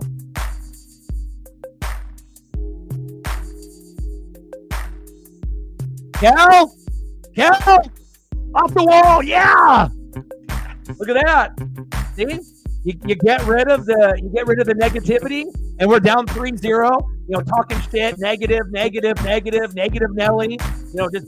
Just a shit talker and just being negative. Boom shakalaka. You look up, look at that. Now it's 3-3. Now what? Now when all the people are going to talk, oh, Mariners are horrible. Oh, they're going to get blown out. They can't hit. They can't get any runs. And then in a matter of a half inning, in a matter of 5 minutes, the game is tied. Now what? Right? You never, you have to understand how sports goes. Let's go. And now we got their pitcher out. See? Now we got their pitcher out. And now we can actually maybe even rake a little bit more. So, and there's no guarantee that we end up winning the game. But again, it's like I plan on doing almost every single game throughout the year. And again, a lot of the people that complain and bitch and moan, they turn the TV off. They have that luxury. I don't. I got to be able to watch the good. I also get to watch the bad. But I always make sure I'm going to keep a level, even keel kind of perception on what it's going. Yeah, sometimes it's going to be great and sometimes it's not, but I'm not going to get too high for the highs and I'm not going to get too low for the lows. I understand what it's going to take to be able to build this roster. And again, anyone that's been a fan of this team, since the 70s or the 80s, you understand it's not going to be easy. It's never easy for Pacific Northwest fans. It takes a hell of a lot of effort, with everyone all locked in, everyone believing, to be able to get to that point. And even if we got that, there's no guarantee that we're the champion at the end of the day. So, but I like the heart, from the Mariners there, to not give up, even though a lot of people did, right? And look at that. We're tied up 3-3, just like that. Beautiful. It's funny how that works out, huh?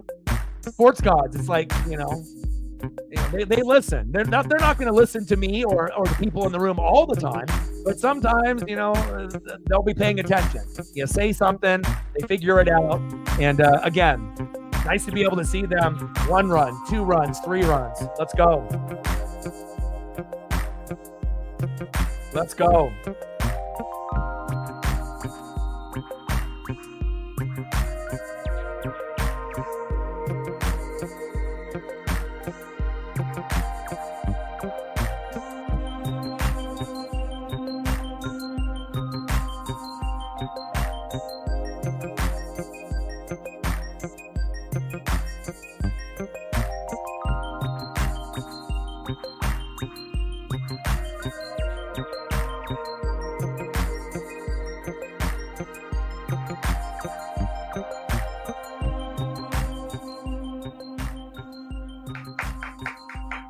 Dylan Moore on the lineup. Let's go.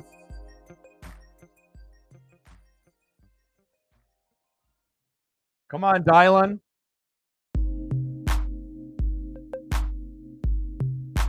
Wow, wild pitch there. Contreras has got some really good glove skills. Now Raleigh had a couple earlier in the game as well. Let's go, Dylan.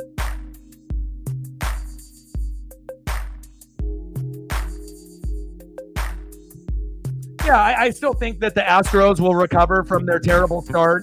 I think Mariners will be in the mix, and the Rangers, will more than likely win unless they have serious injuries to like Adolis Garcia or Corey Seager or their pitching staff. If they have some big injuries, then it'll be, a real 3-team race. But, I still think it'll be 3 teams, but it'll probably be the Astros or Mariners for that second place spot. And that more than likely will be whoever is better between Houston and Seattle, more than likely will go to the playoffs.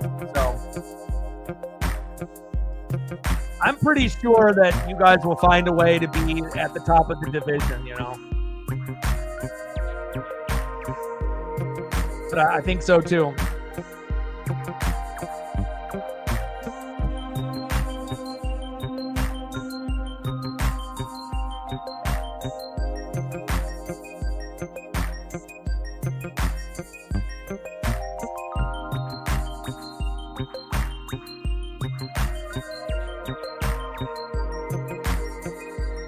Top of the 6th, 3-3. What a comeback. Good to see that you're doing well.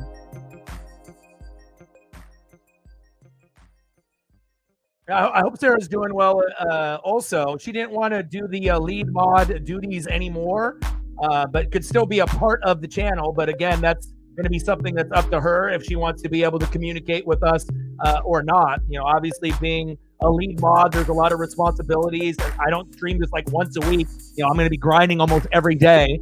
And, that can definitely wear on someone depending on what you got going on in your life at the time. And Matt was supposed to be here and didn't message me until now. So I think Matt is sick. And I told him, bro, I was like, you just got to be able to communicate with me. And that's the number one thing.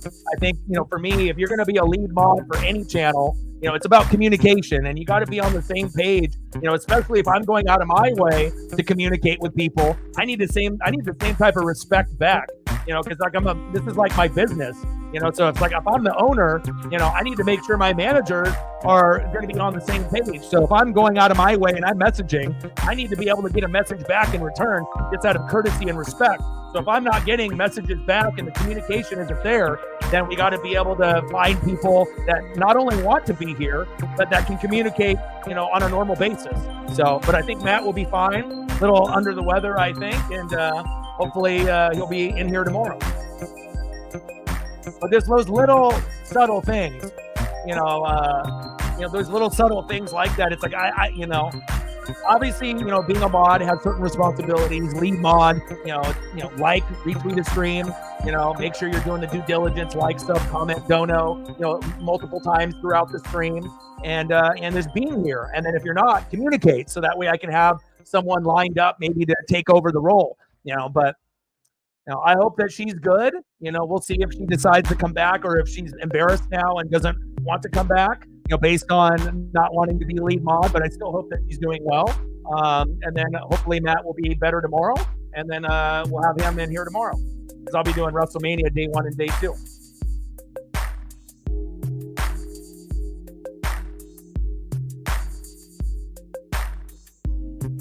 Because also too, being a lead mod, again, it just depends on what your focus is. Are you watching the game with us? Can you handle, typing in the chat, 5 or 6 times in a 3-hour period, to like, sub, donate, comment, and share. And if that's too much for you, people need to be able to speak up if they, and again, if people start to get sidetracked, with other things, where they're watching other streams while they're supposed to be modding on the channel, or they're doing many things and they're not focusing, and they're taking it for granted.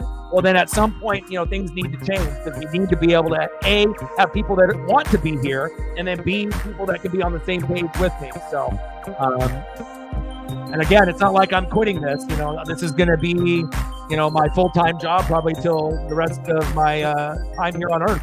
I'm going to be grinding forever. So, but again, communication is the biggest thing in anything, in any kind of relationship you have.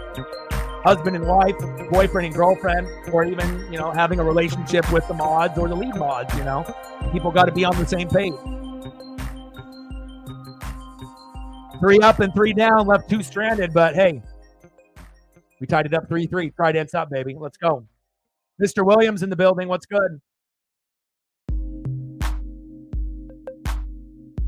What's good, man? How are you? Mookie Betts going cray-cray, huh? Leading the league in almost every statistical category. How are you? But I can always tell, with like the support and the mods and everything, it's like, this can be, a grind, again, but, people have to be able to speak up and whatnot, you know what I mean? And if you want to be here, be here. If you don't want to be here, everyone has a choice on what they want to do. If they want to like, if they want to share, if they want to sub, if they want to donate, and again, it's like, I've put all my eggs into the basket, with this channel and my dreams. So, and I don't expect anyone to be on the same level of intensity and loyalty and grind than me, because this is my dream. But still, I need to be able to find people that can, be with me along for the ride. So, what's good, Mr. Williams? How are you? Love you too, my G.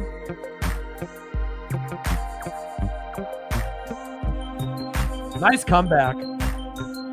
It's almost fitting that, with all the negativity, based off how Mariners are terrible, this and that. And then all of a sudden, like 5 seconds later after that, boom, 3-1, 3-2, 3-3. No guarantees that we're going to win the game, but it's kind of ironic when that type of thing, starts to happen, when people just keep getting extra and extra on how terrible things are. Complaining about it over and over isn't going to make things better. And remember, baseball is the hardest sport to play. It's not easy. There's a lot of teams out there, that they go through the ups and the downs, especially in the baseball season. It's a long, long year.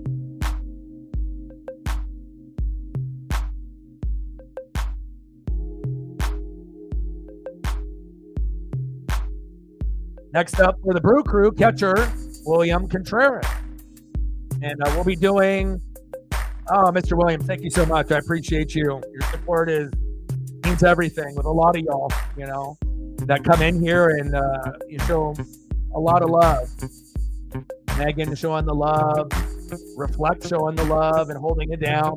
And you guys, really held it down too, when sometimes we didn't have a lot of others that were holding it down, like, during NHL hockey season with the Kraken. And I get it, not everyone is going to be down for every sport that I broadcast. But again, ultimately, if you want to spend time with me and the people in the room, it doesn't matter what we do. There could be a baseball game, an NHL game, a football game, but at the end of the day, it's not going to be the only thing that we're going to talk about here on the stream. We're going to be doing the most variety out of any streamer on YouTube, based on sporting events and wrestling, but also we're going to talk about real life stuff like mental health, depression, anxiety, and also our problems, so that way that we can be there for each other. So appreciate you, my guy.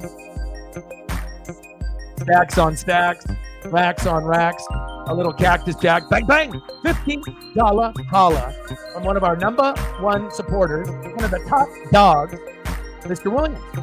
And Mr. Williams said, hey, let me do it again. Let me do it again, he says. $20 holla. Stacks on stacks, racks on racks, a little Cactus Jack, bang, bang, $20 holla. Appreciate you. Jeremy's like, let me get in on this.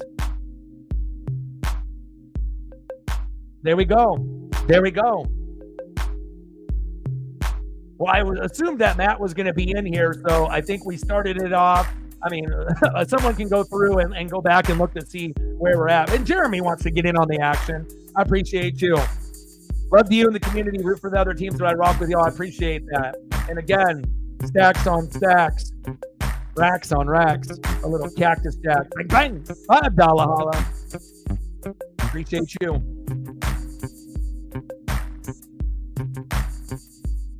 And Mr. Williams did another dono on top of that too. Uh-oh. Back. Gone! Yelich with a homer. Boo! Oh. So many homers. So many homers, so little time.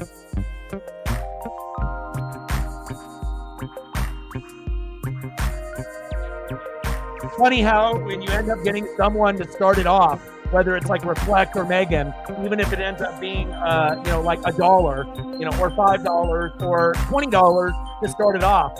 When you get someone to start it off early, it's a snowball effect, and then others are more willing to help and support. But if you don't get anyone, donating at all, or if it takes like 2 hours to get the first one, it's kind of hard to be able to gain momentum. But, regardless if we have 0 or if we end up having a huge day of like 500 or 1,000, I'm still going to give 110% effort no matter what, and I'm always going to be here for people. Mr. Williams says, I want to get in on this trifecta of donos. $69 dono. He said, let me donate once, twice, let me donate 3 times. I appreciate that. Stacks on stacks, racks on racks, a little cactus jack. Bang, bang. Let me know what you guys want to do for photos during the commercial break. If you want Mookie Betts, Shohei Ohtani, you want some Freddie Freeman, you let me know. Jeremy, you got a favorite player that you want or two, you let me know. Megan, you let me know. All y'all let me know, and I got you. I appreciate you. It means a lot. And even though it's been a struggle, and I went full time in 2022, we were rolling. We probably had 10 heavy hitters at any given point that would donate 50 or more at any given point, right? But then also on the flip side, since taxes aren't taken out, it ended up putting me in a fucking hole, for last year, So imagine, if you have a regular job, you can claim 1, you can claim 2, right? And then, you don't got to worry about taxes. But if you're a streamer, right, and they don't take anything out.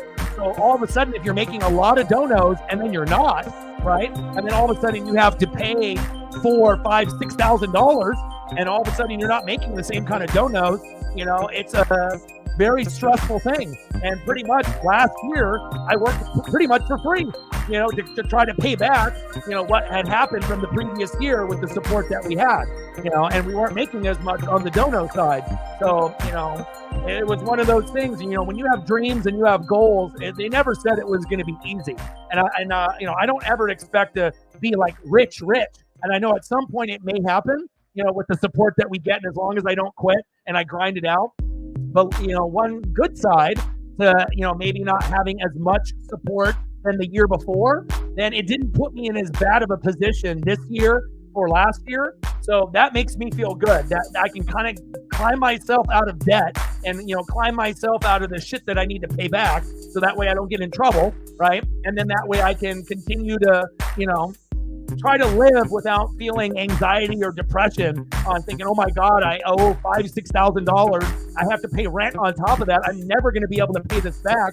How the hell am I going to be able to live? And then, starting to question, my life and my decisions, and going through depression and anxiety. And that's what fucking happened, but luckily, I, got away from the situation that I was in.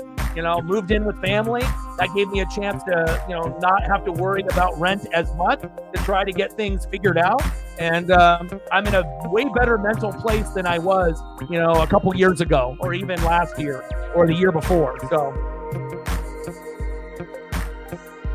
I appreciate you.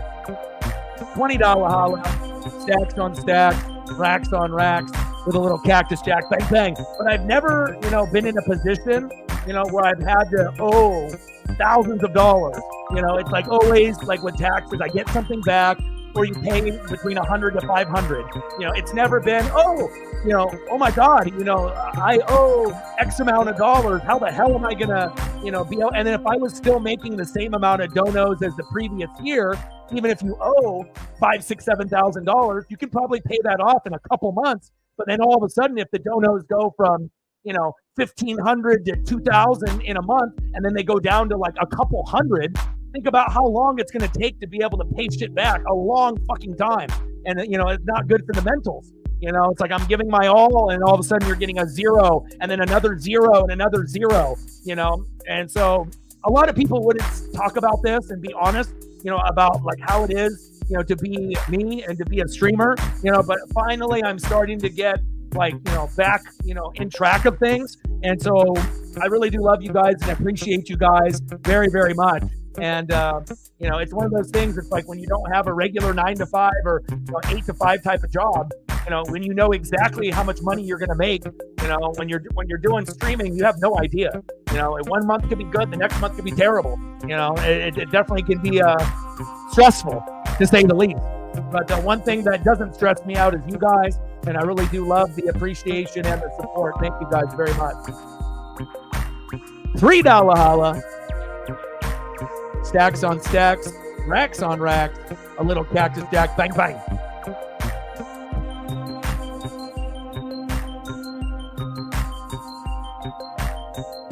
I appreciate that. I mean, every dollar counts, you know, and it's like I never get to buy anything for myself, but that's okay. As long as I can pay back the shit that I need to pay back, you know, eventually, hopefully I'll be able to get a car, you know, but that's not in the numbers right now, you know, but I'm almost done paying what I need to pay for 2022. And then luckily from last year, since I made, you know, probably about a third less than what I made in the previous year, it actually, even though it was a fucking struggle all year last year, but it actually ended up being, you know, at least, you know, moving forward, it put me in a better position to not have to owe an insane amount of money back-to-back years, you know, and whatnot. So for my mental health, it feels pretty good. And then eventually I'll hope to be able to pay off the one credit card that I have so I can cut it up and throw it away and never use it again. And then eventually get a car and then hopefully be able to start saving, you know, at that point. So, you know, but again, when you got dreams and goals, they never said it was going to be easy, but, you know, I'm not going to quit. And again, you know, mental health is really, really important to me. And it just, it's nice that I'm able to do this dream, you know, with talking sports and wrestling, but also be able to help people and myself with mental health. So.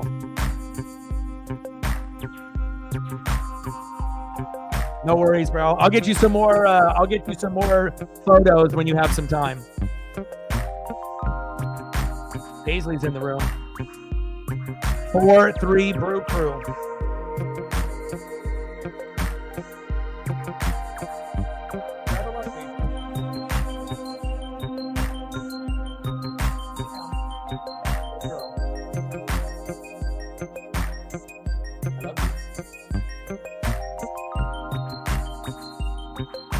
Yeah, please do.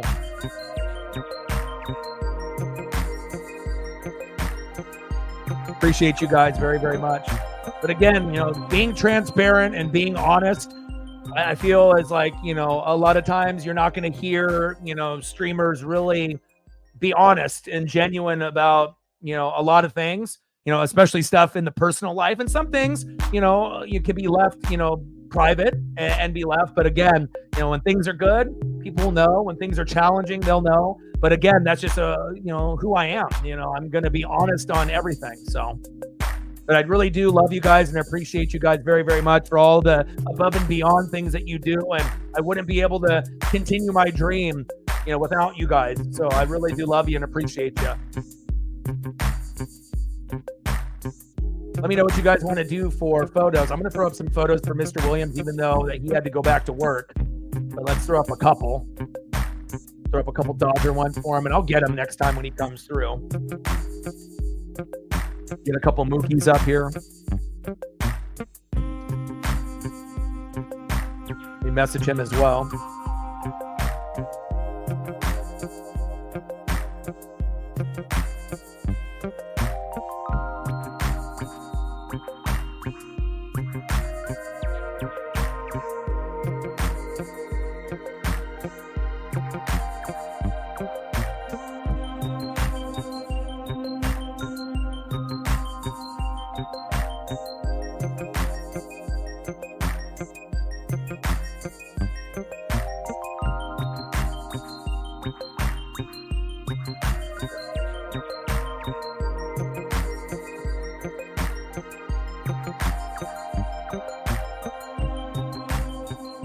All right, we're in the bottom of the sixth, 4-3 Brew Crew. Runner at second, 2 away. We got Bolton on the mound. Reese Hoskins 0 for 2 so far tonight. Pitch is low and outside, 2-0 count.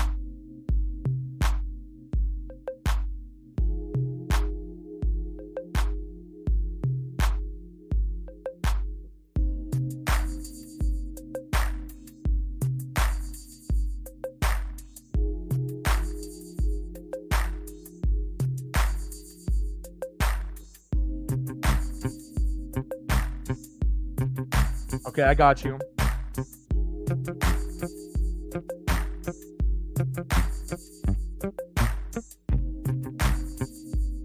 Yeah, mental health is really, really important, man. Picked off. Get him. Get him. Tag him. Tag him. Yes. There we go. Ran him down. Nice job, JP.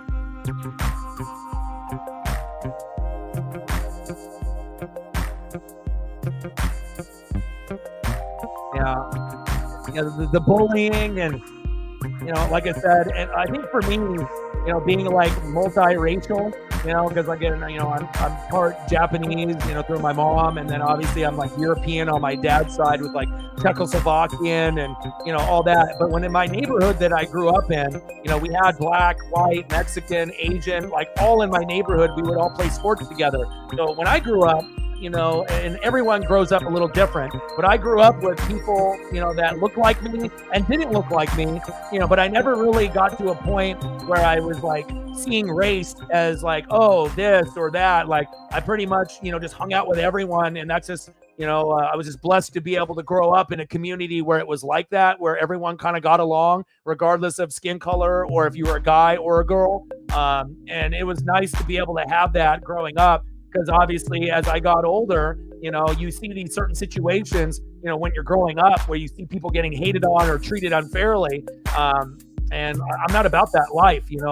Everyone deserves, to not feel alienated and not to feel like you don't belong, just because if you're a guy or you're a girl or your religion or your skin color or if you're gay or you're straight, and that's why with me, I was always cool with everyone. It didn't matter what you were into. I could have a conversation with one guy that wants to talk about Toyota Supras. And then all of a sudden in the next period, when I was at school, I'm playing Magic the Gathering with a bunch of hippies. Like it didn't matter. If I like you, I like you. So, but I'm glad that, you're past that point there. And, again, racism is one of those things that's never going to end, sad to say, but there's definitely ways to be able to understand just because you have one situation that happened to you and maybe a person of another race did something to you or someone that doesn't mean that complete race is all terrible people. And I know sometimes people jump to conclusions when they end up having a situation happen. Like if you end up getting into a fight and it's a group of people that aren't what you are, and then all of a sudden you want to label, all of them are bad. But obviously that's being ignorant. Every individual is different. You're going to have bad people in every race. You're going to have good people in every race. But the sad thing is once you have those type of things, people definitely have their guard up, and then they have a different type of outlook in life, sometimes just based on one unfortunate bad experience, that happened to them. And I mean, that shit has happened to me as well, but again, you can't just alienate an entire race or entire group of people, male or female, just based off an occurrence or two that have happened. So.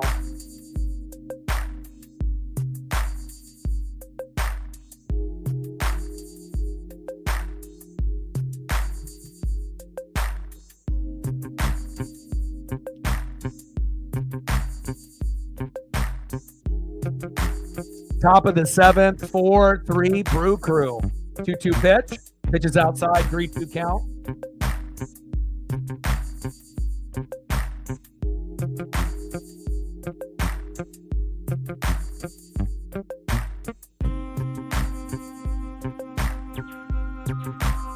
I know, Paisley. Popped up, foul.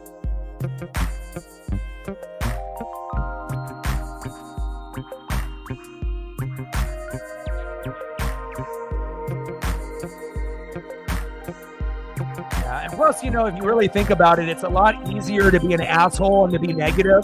Struck him at. Right? It's a lot easier to be edgy and an asshole and to be negative, towards people rather than to put in effort to be actually nice, regardless of what's coming at you. It takes a lot of discipline, and you have to understand, it takes effort to be a good person. It's easy to be a piece of shit. It's easy to lie. It's easy to steal. It's easy to be, a bad person. It takes a lot of effort to be a good person. Anyone can be shady. Anyone can, go through, the ups and the downs, and also based on how things have happened to you in your personal life. And you could be jaded, based on how someone treated you, past girlfriend, past boyfriend, so on and so forth, or friends, right? But again, at some point or another, you have to realize it's about you, the individual, not necessarily about what these other people are doing to you or saying to you. Because a lot of the times the people that are being assholes, right, they had something happen to them to be that way. And either you can mature and you can learn from your mistakes, right, and try to be a better person, or you're just going to continue to go down that negative path and try to pay it forward in a negative way, you know. And at some point or another, you have to realize, you know, if something negative happens and then you're just negative for the rest of your life, that's not doing anyone else any favors. So it takes effort to be a good person. It really does. Top of the 7th, 4-3 Brew Crew.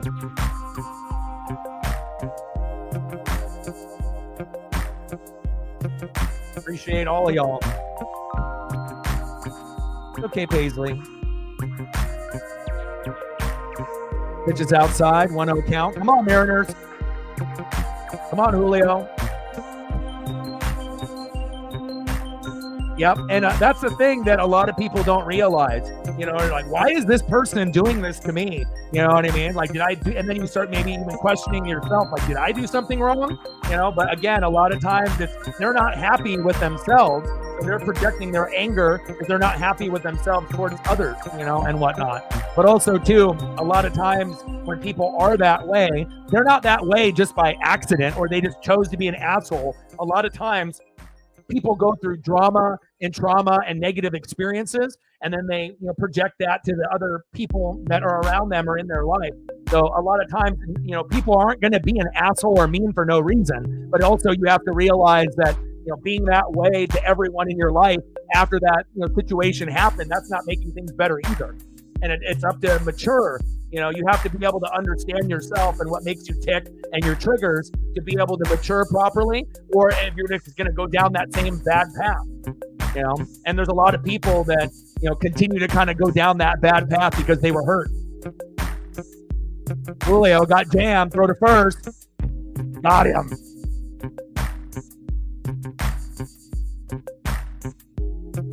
Yeah, very true. Let's go to the bottom of the 7th, 4-3 Brew Crew. All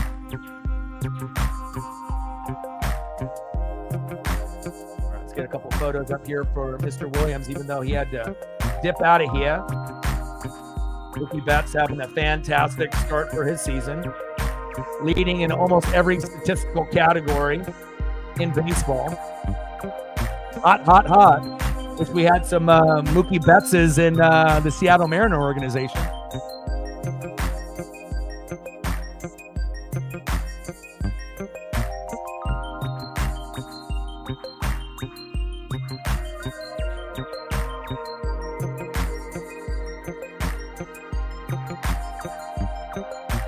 Appreciate Mr. Williams very, very much. Jeremy, you got anything specifically you want to see? Doesn't have to be baseball related.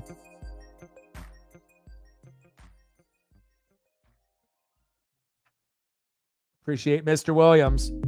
Mookie Betts worth every penny, just like the mods. Worth every penny. Appreciate you guys.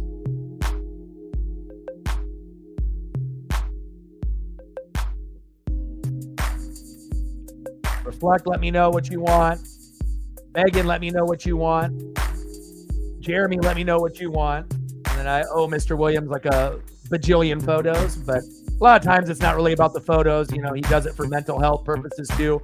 Usually with the $69 dono, a lot of mental health, because that'll be something that is very true to my heart, you know, just because of personal experiences. And again, that's why we don't really put up with a lot of the trolls and the haters and the negativity. There's plenty of other channels for people to be able to do that at, but I want to preserve the mental health. You know, it's like, you know, if I have to be like the therapist, the psychologist, you know, we're not gonna put up with any of the bullshit here. Other places will, but we won't here.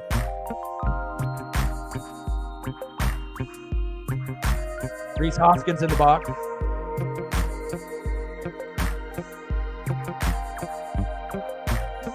Oh for 2 with 2 Ks. Bolton on the mound. Hoskins in the box. Let's go, Mariners.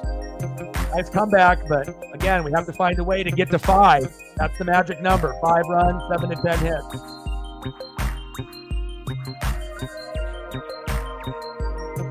Good choice. I got you. Good choice. I got you.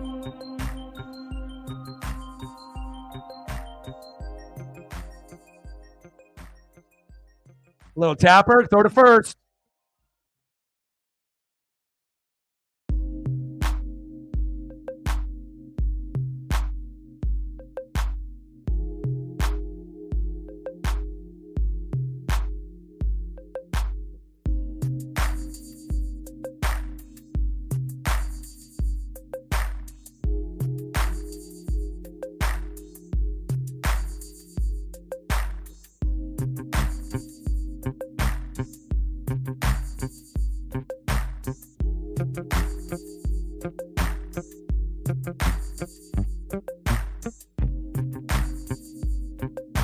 Bottom of the 7th, 4-3 Brew Crew. I got to get your Rangers Texas spinning logo, one of the best ones for the MLB.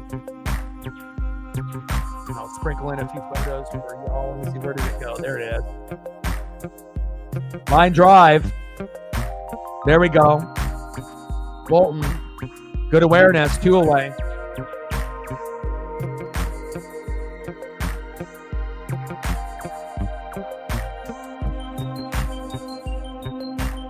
Appreciate you. Blue jersey. White jersey. How about the alternate jersey? Appreciate you, Jeremy. And that's why it makes it kind of exciting too on the channel, because again, we got half of the fan base that's like over 40 and half that's like under. Appreciate you, my guy.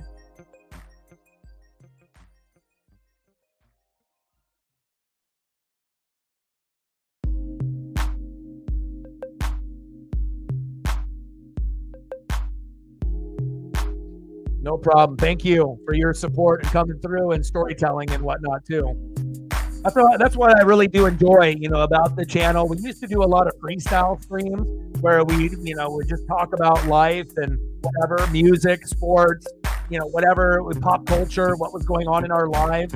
And I kind of miss doing those. But again, you have to have the right people to be able to show up, support, to be able to do that over like a sporting event, and we had enough support and we were getting enough likes and subs and donos where we could actually do that type of, stream instead of actually doing a game, and it was nice to be able to do that. But again, we don't really have that same type of crew that we did a couple years ago to do that as often. But anytime when we end up doing a stream of baseball, basketball, football, hockey, NASCAR, wrestling, or whatever, we end up talking about things anyways, and it's kind of refreshing, to be able to have like a group of people where we can bounce things off of each other and support each other from afar, even though we might not be able to see each other face to face, and we might be across the globe from each other, but that doesn't take away the closeness that we have. So 3-2 pitch, and he walked him. Ortiz with a walk.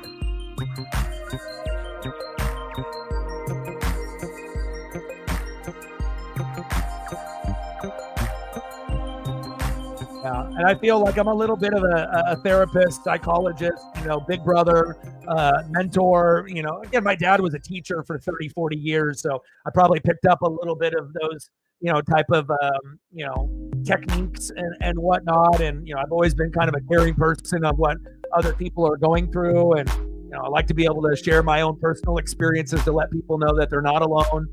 Even if it is an uncomfortable topic, it's kind of nice to just be able to put it out there. I don't got any fear, about judgment or anything like that.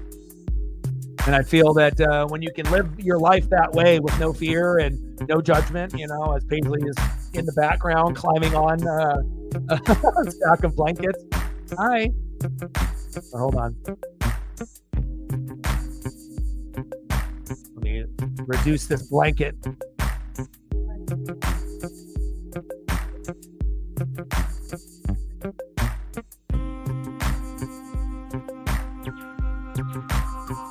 Nice catch.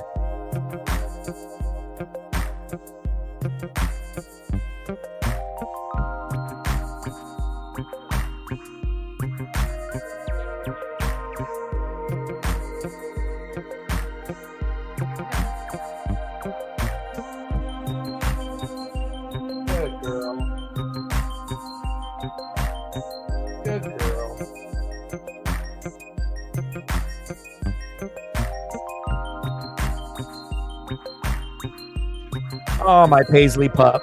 My love. All right, try to get some more photos up here. Nice job, man. As Mariner fans, we love that. Grew is in goal. Let's go Kraken. Finish strong. All right, let's see if we get some more photos up here.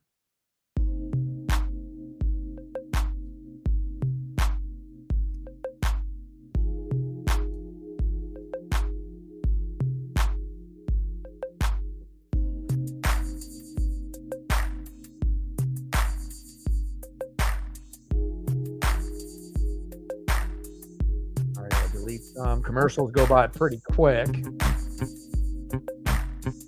You got to learn how to navigate and multitask at a very fast pace.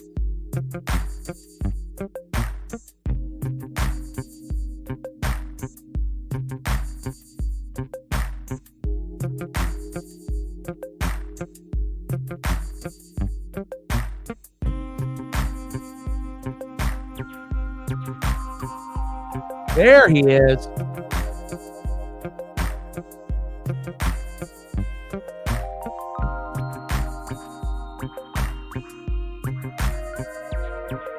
Next up for the Mariners in the top of the eighth, Jorge Polanco, 0 for 3 with a K. Come on, Jorge.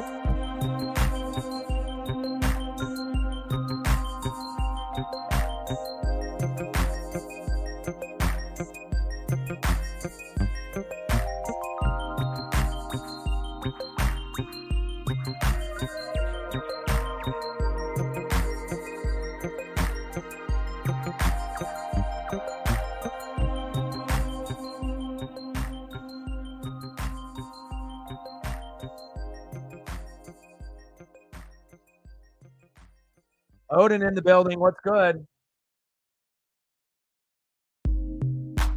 How are you, my brother? I'll be doing WrestleMania Day 1 and Day 2. I'm not sure if you're going to a friend's house or you're going to be able to watch with me or not, but I will be doing WrestleMania Day 1 and Day 2. Hope you're doing well. Appreciate your $2 donut early on. You got a specific. I put up a couple of photos of Bray Wyatt for you earlier, even though you weren't here. But let me know if there's anything that you want to see, and I got you. Still haven't got a chance, Odin, to watch the Bray Wyatt because I've been busy. I was watching Law & Order SVU and Law & Order Organized Crime, and I got caught up with all the episodes in 2024. So I was like 18 hours of Law & Order, like 9 hours of one and 9 hours of another. You know, obviously, you know, they have the little commercials in between and whatnot, you know, through Peacock and whatnot. But I finally got caught up. There we go, Polanco with a hit.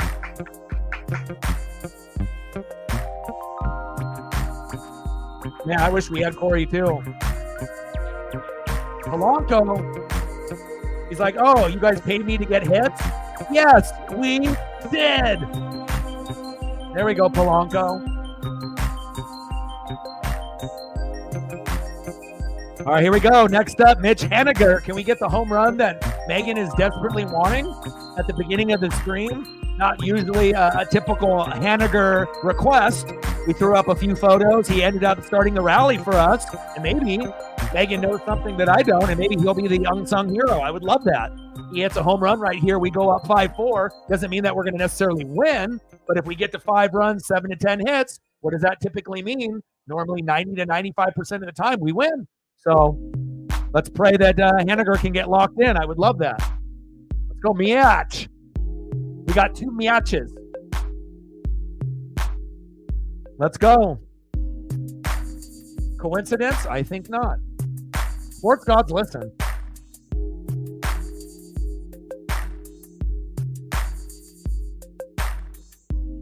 Popped up? Awesome. Because I know some people want me to do Mariners and Brewers, and I'll be watching that with March Madness. I mean, for me, you know, you're like me, Odin. Wrestling, we've been watching wrestling since we were little, you know, and again, for some people, you know, they're not going to, you know, be about that, just like some people don't like NASCAR, and some people aren't going to be about basketball and whatnot, but you can still come by and hang out and say hello, and it should be fun. I'll be watching multiple things other than just WrestleMania, but WrestleMania will be the focal point. Yeah, maybe I'll watch it tonight and stuff because I finally got caught up. I watched 911 and then a Master Chef. So I still got Grey's Anatomy and Station 19 to watch, because I like to watch a variety of types of programs. So once I get Grey's Anatomy and Station 19 done, I think Bray Wyatt documentary will be on tonight. Oh, Hall of Fame, nice. Keith Lee was nice. Heck yeah. Yeah, and that's okay. You know, play some video games. You know, you deserve it. You know, have some fun. Oh, I know the tears were already going to come out, and I'll get emotional. I mean, shit, I get emotional when I see things about dogs on my timeline, either being dumped or rescued or whatever the story is. You know, big strikeout. Miach, no. That was the other Miach. First Miach and then the second Miach. Then we got Cal Raleigh. Come on, Cal. Come on, baby.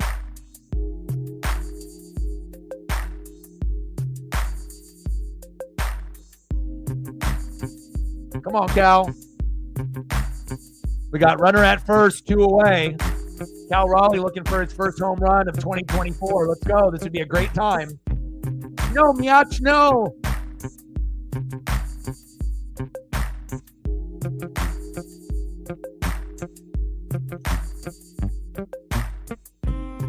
Top of the 8th, 2 outs. Big swing and a miss. Oh, he actually tipped it.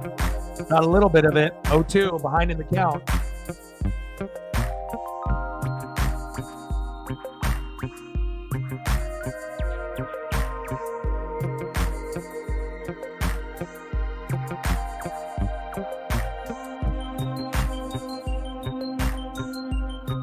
Pitch.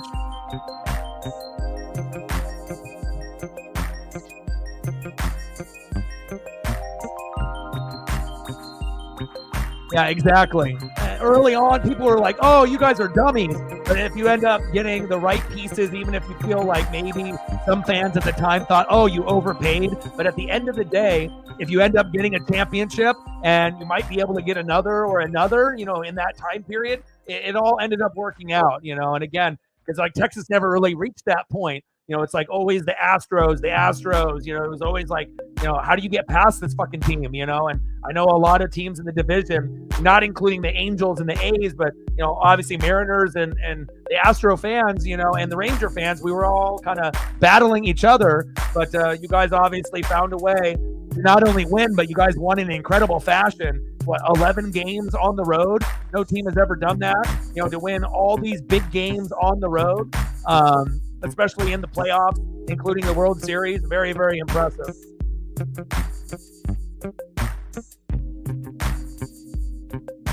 Cal Raleigh popped up. Go foul, go foul, go foul. Good. Saints, Rangers, Stars. There you go. You know, Stars, you know, it feels like they have some good players, but they don't have enough to be a champion just yet. The Rangers won, and at least you got one with Drew Brees, even though you guys probably should have gotten 2. Now, I'm a Bucs fan, but I'm not a hater. We already know what happened with that Saints-Rams year. You know, no guarantee that the Saints would have been able to beat the Patriots in the Super Bowl, but something tells me that they would have. And then you guys would have gotten another Super Bowl championship that year. So, but again, if it's a normal Bucs fan, they would be a hater and say no. But I mean, if you ended up watching that Saint team that year, that almost felt like a team of destiny. They got screwed by the refs. So, top of the 8th, 4-3 Brew Crew, 2 outs, runner at first, 1-2 count.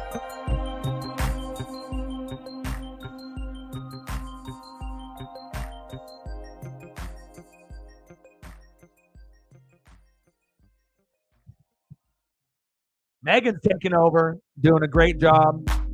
Mr. Williams and Reflect and Jeremy, all you guys contributing and supporting. Struck him out.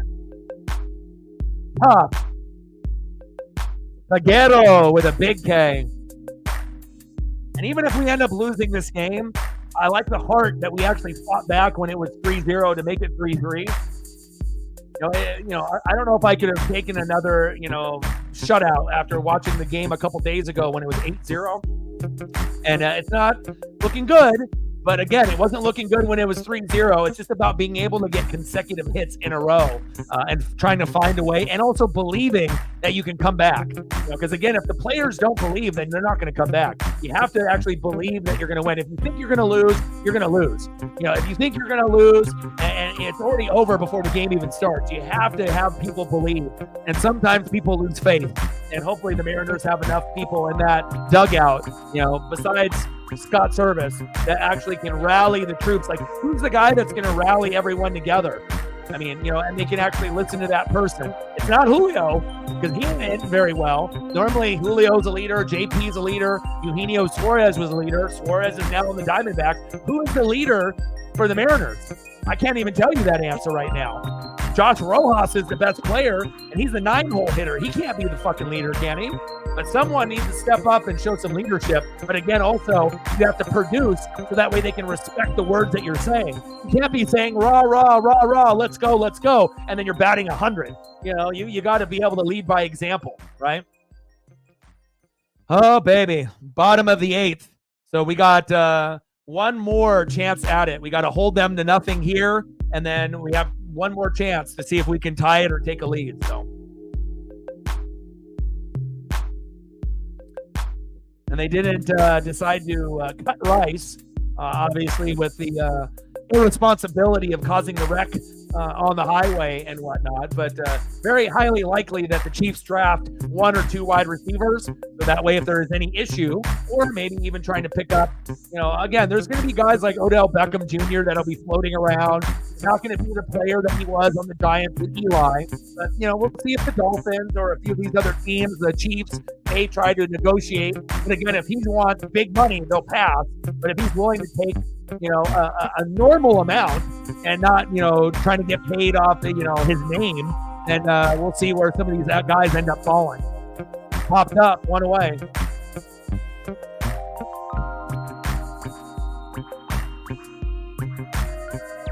Pat's defense was good that year, but they couldn't really score a whole lot. And your offense and your defense was good. You guys were the cream of the crop.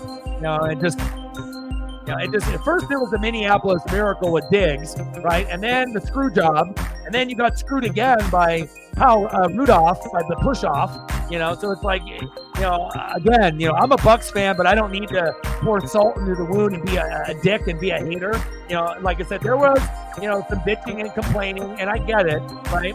But again, out of all of those 4 years, the 1 year that you guys should have gone all the way was the year against the Rams. Contreras with a hit.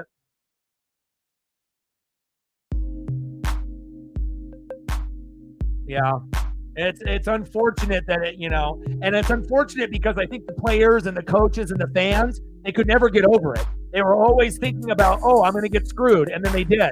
And then they weren't focusing on the game ahead and the strategy, like what's in front of them. They were always looking in the rearview mirror. And that was a part of the, the shit that happened, I feel. It's like they legitimately had a beef that 1 year, but then the other 3 years, I feel they couldn't really get past it. And if they could have just, tried to get past it, the fan base, the coaches, the players, maybe they would have been able to reach the Super Bowl or the NFC Championship game again and win. But they kept looking in the rearview mirror, and every screw job was worse than the one before it. In their eyes as a fan base. Minneapolis Miracle was a miracle. Nothing you could do there, right? And then the push off with Rudolph. Don't put yourself in a position for the game to be close. That would have never happened. So there was a couple of things where if the defense just would have played better and they would have focused, you don't have to worry about we got screwed. But the legit Rams game, NFC Championship game, that was the biggest screw job maybe in sports. I don't think I've ever seen a call so wrong in my life. But at the end of the day, the Rams didn't win the Super Bowl, so the sports gods made it right at the end of the day. The problem is it should have been the Saints either winning or losing, not the Rams. And then, Tom Brady and Gronk got that ring, whether they deserved it or not. But the sports gods eventually, they didn't let the Rams win. But I would have rather seen the Saints, even as a Bucs fan, in that Super Bowl. I think that they would have put out more points. It would have been more exciting. And if you remember, that game was a snooze fest. It was like one of the worst Super Bowls in the last 20 years. It was like 13-10. Like, not really that exciting. So, oh, you were in Minnesota for the Miracle? Damn. That was tough. Bottom of the 8th, 4-3 Brew Crew. 2 outs, runner at first, 0-2 count. Shout out to all the goats in the room showing much love and support. Love you and appreciate you. Bronson Reed one. Nice. Yeah, fuck, man. I mean, I can only imagine the disbelief. You know what I mean? Like, to have a play end on basically a Hail Mary. It's like, 1 in a million or 1 in a billion. Like, like how many games end that way? Let alone like a playoff game. It's one thing to have it happen in a regular season, but to have it happen in the playoffs, I mean, the only thing worse, I guess, that scenario would have happened in the NFC Championship game or the Super Bowl. Could you imagine losing the Super Bowl that way? Like, all of a sudden the team goes Hail Mary, you run into your own guy, they fall down, and then, I'm not sure if we're ever going to see something like that in the Super Bowl, but you never know. Another base hit. Stanek, come on, baby.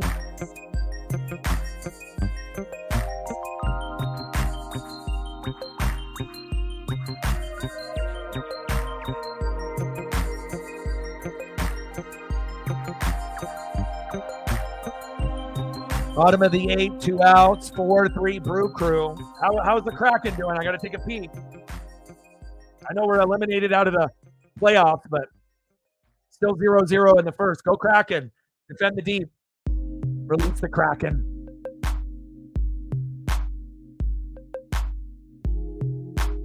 Shout out to all the people watching on Twitter/X as well as YouTube. Love you and appreciate you very, very much.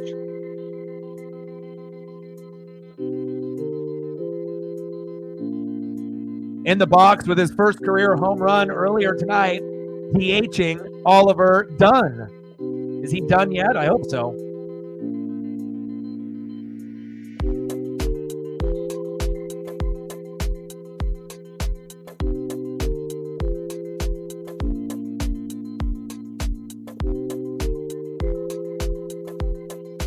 Yeah, but just because, other quarterbacks around Carson Wentz got hurt before doesn't necessarily mean that Patrick Mahomes is going to tear an ACL, MCL, PCL, or an Achilles, and then Carson Wentz is going to have to try to lead you to a third Super Bowl. The reality is you want Pat to be healthy the whole year. Sometimes history repeats itself, but, obviously, records are meant to be broken as well, and we'll see, We'll see if Carson even steps on the field next year and it's just an insurance plan, 2-11, let's get to 3. 0-0, Kraken and Ducks. Trident's up. 1-1 pitch. Nice pitch for a K. And I highly recommend Law & Order SVU or Law & Order Organized Crime if you haven't watched the new season. It's very, very good. It's always good every single year. I mean, Law & Order SVU has been on for like 25 years. Law & Order Organized Crime, I believe, is in its 4th season. But I love both. Great cast in both shows. 911, good show. Grey's Anatomy, great show. Station 19 in their last season. 2-2 count.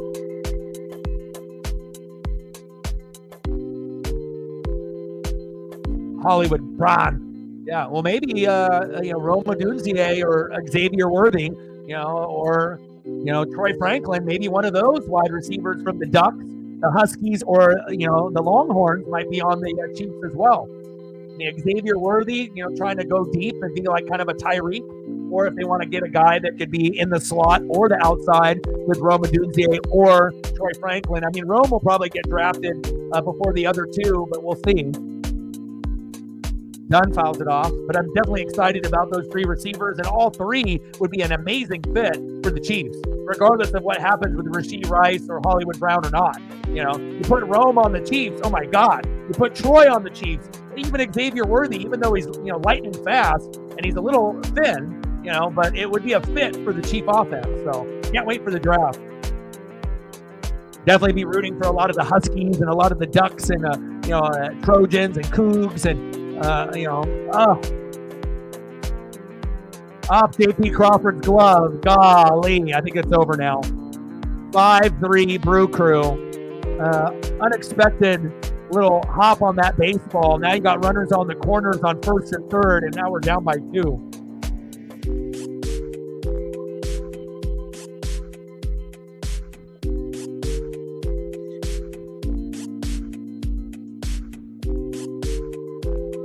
Yeah, and Bill's window is over. Obviously, Diggs is only going to be there for 1 year, and then, it'll be either, he'll re-sign or he'll go to another team. So, I mean, wide receivers are divas. We have to understand that, and if you get a guy that's going to be me before the team, at some point it's going to end up being great, but the honeymoon phase will be over at some point. And again, I already knew the writing was on the wall like 2 years ago that Diggs was not going to be on this team long term for the rest of Josh Allen's career based on them yelling at each other, not only in the locker room, but on the sideline. And when they ended up losing that first game to the Jets and they were yelling at each other, I already knew that was the beginning of the end. And if you did notice, certain games, Diggs wasn't getting the ball. And, it probably was a little personal. You're going to come at someone and start screaming at him at Josh Allen, the quarterback, even though you know that Diggs was the number one guy. But then they drafted Dalton Kincaid. Dawson Knox was a little upset. He got replaced. Gabe Davis is up and down. But it just seemed like, the writing was on the wall. And again, Patrick Mahomes and Tyreek, it didn't last forever. Josh Allen and Diggs didn't last forever. And again, you're always going to have to be looking at the next guy, either in free agency or in the draft. Popped up. Get that, Julio. There we go. Well, the magic number is what? 5 runs, 7 to 10 hits. How many runs do we have? 3. How many hits do we have? 5. So we need to be able to get a couple runs and a couple hits, and maybe we can get it to go to extra innings. Not likely, but just trying to be positive. Yeah, I saw that. Diggs anywhere but Kansas City. But honestly, I don't think if I was a Chief fan, I would want him. You know what I mean? Like, based on what I've seen, it's like you could get production, maybe not as good as a Diggs, but just depending on, if you had a choice to pay Diggs a shitload of money, or if you get Roma Doomsday, Troy Franklin, or Xavier Worthy, and they may not put as much as a Diggs, but slightly less numbers than Diggs, but less money on payroll, that's where I go. You're not going to want to overpay for a guy, and he's going to be a headache in the locker room when you can get a guy coming out of college with a lot of upside that could be the next Diggs, and you get him for a fraction of the price. Sometimes you have to be smart and know when to pay money and when to let guys walk and go somewhere else. As long as you got a good organization that knows how to notice talent and draft talent and bring in good free agents, that it's going to hurt not having Diggs. But again, for Buffalo, you missed your window. Your window, you had about a 4 or 5 year window. And again, Josh Allen wasn't very good before Diggs. When Diggs came, he got better. But again, you had to capitalize in those first couple of years. And that 1 year when they were up, and then the Mahomes magic, with like 13 seconds left, they had to come back. That was the year that the Bills could have, went to the Super Bowl. But there's no guarantee with the Bills defense being as shitty as it was that they would have won the Super Bowl. They could have gotten there, but there's no guarantee that they would have won. I don't think they would have. I think the Bills would have lost. But again, coulda, woulda, shoulda, and that's the difference, when you play against the Patriots and the Chiefs, you have to bring your A game for 4 quarters, and if not, you're not winning. And that's just how the cookie crumbles sometimes in sports.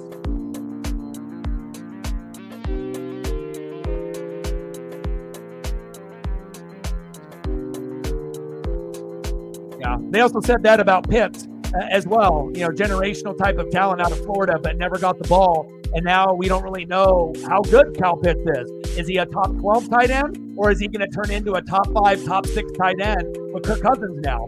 So sometimes it's about who you get drafted to, who the quarterback is, who the head coach is, and who the OC is. And if you go to a shitty situation, then you can either go to Kyle Pitts in Atlanta, right? But now it looks like it's going to get better. And then obviously he looked like a bust, right? Because he wasn't getting the ball. He was dropping a lot. Or you can have the opposite, like Sam Laporta. You come in right away and you're a star. You're a top 5 tight end immediately.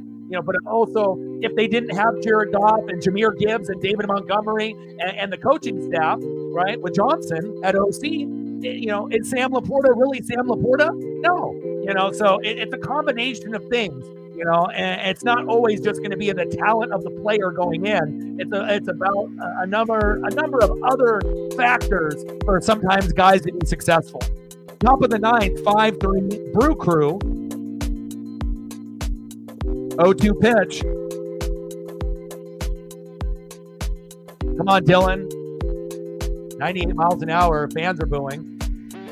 Come on, Dylan. Come on, Demo.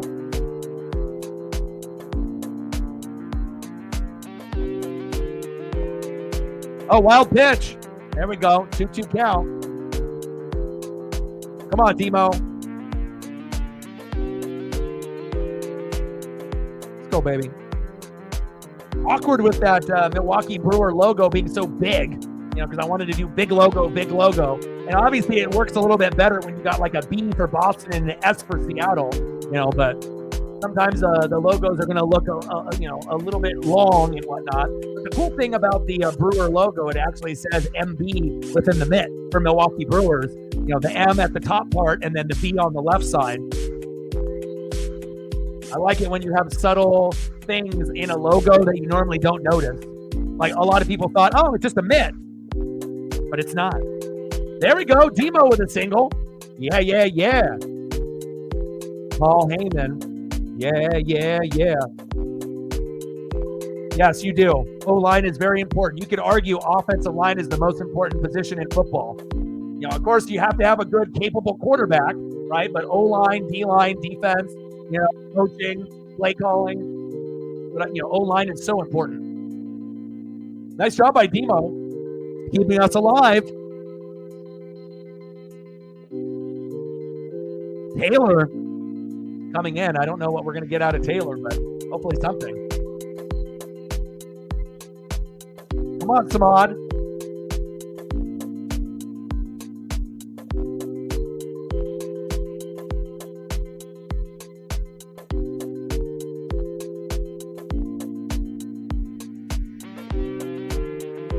Come on, Samad.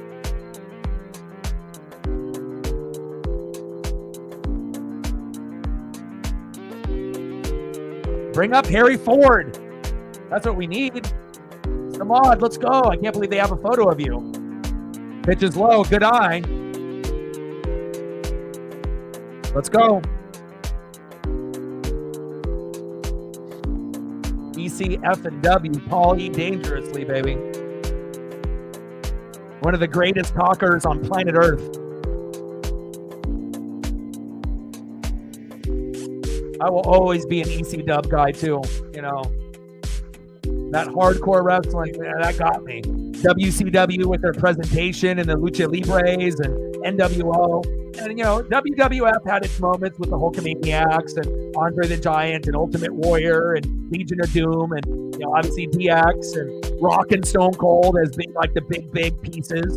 So I got mad love for all of them, WWF, WWE, ECW, and WCW. But I always kind of leaned a little bit more towards ECW and WCW, honestly. I'm more of an NWO guy because you're for life. And I love the RVD, Sabu, Paul E. Dangerously vibe. Even though it was low budget, it was the most hardcore, entertaining wrestling on the planet. You didn't have recognizable names, but you didn't need to. It was just fun to watch. And it was something that I never seen before. And I always will still ride or die for ECW. There we go, Samad. Demo to third. Let's go. I am. Absolutely I am. I always do. There we go, Samad. I didn't even know they had a fucking photo of you. There we go, Demo. He said, we're not out of this game, O-Dog. And then Samad's like, yeah, we're not out of this. Let's go. We got no outs, too. There's a good chance that we could tie this game and go to extras. All right, brother. We'll get you plenty of photos tomorrow, too.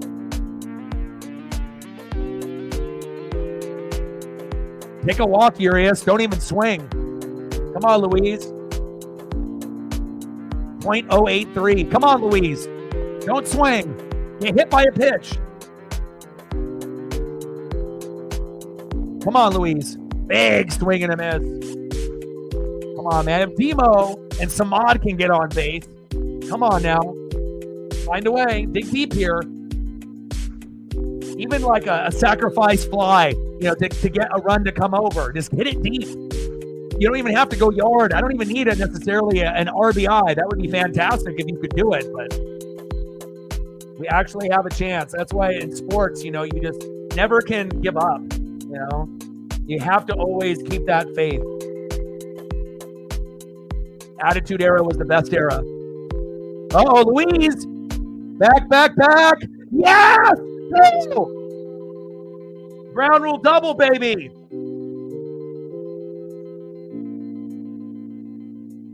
5-4, baby. 4 live, brother. Oh, yeah. But yeah, the WCW, NWO era, and then the Attitude era with Rock and Stone Cold was the best era. 1995 to 1999, including ECW with RVD and Sabu. And what a deep hit. Ground rule double, 1 bounce, all the way to the warning track. It's like the sports gods are fucking listening. Like, Louise can never hit that far. And then for whatever reason, at the end of the game when we really need them, there it is. Now we got JP Crawford. Let's go. Come on, JP, wake up. Let's go, baby.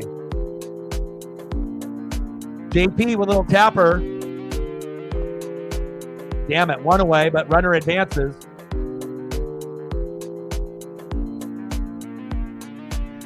Taylor should have went and scored. What were you doing?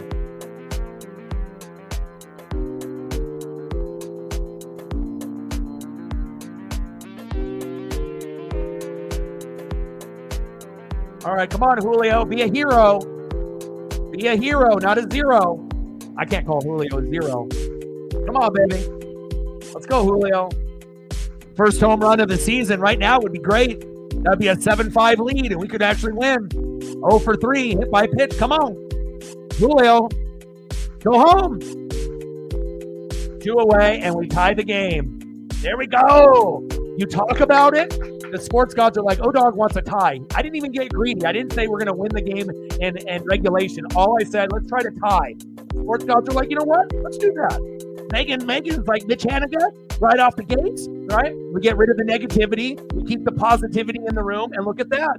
In a game where we were down 3-0, bang, 3-3. Then we get down 4-3, right? And then we get down 5-3. Boom, 5-4. Boom, 5-5. Let's go. Believe, have the faith. And the chances of us actually taking the lead here is not likely. But again, hopefully we can end up finding a way to win this in extras, or if we can get incredibly lucky, Polanco can homer, and then we can end up being up 7-5 or an RBI, and we can be up 6-5. Let's go. Oh, Larson is out, but I saw Vince Dunn is back from a couple games ago, right? So...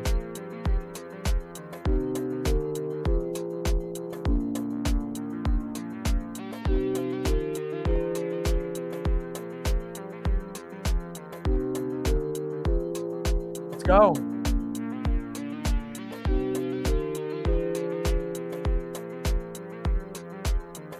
Done and Cartier, nice. Big comeback for the Mariners here, especially in the last game when we lost 8-0, and it seemed like everyone kind of gave up. It's very easy to be negative. We had a few of those earlier in the stream, and it shows you being negative and nothing good is ever going to be coming out of something, when you continuously be negative, Again, you can, point out things, but there's a difference between pointing out something instead of just going off over and over and over, and you have like 10 comments and they're all fucking negative. Like, you might be able to do that in other people's streams, but not here. So, sports gods are like, get rid of the bad, keep the good. 5-5, baby.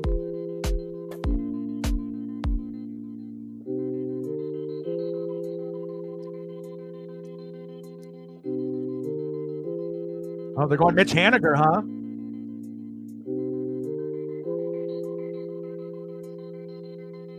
That's very cray-cray. Mitch Haniger. Could he be the hero? Can he give us the lead?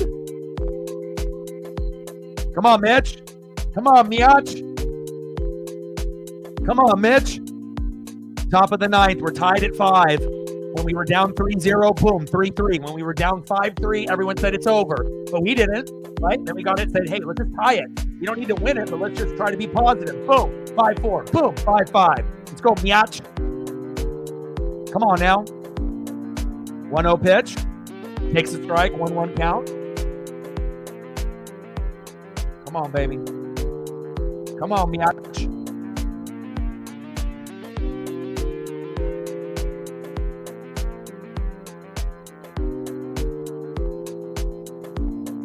Takes a ball that could have been a strike.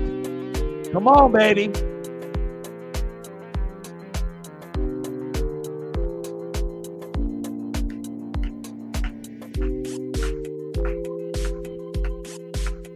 Let's go.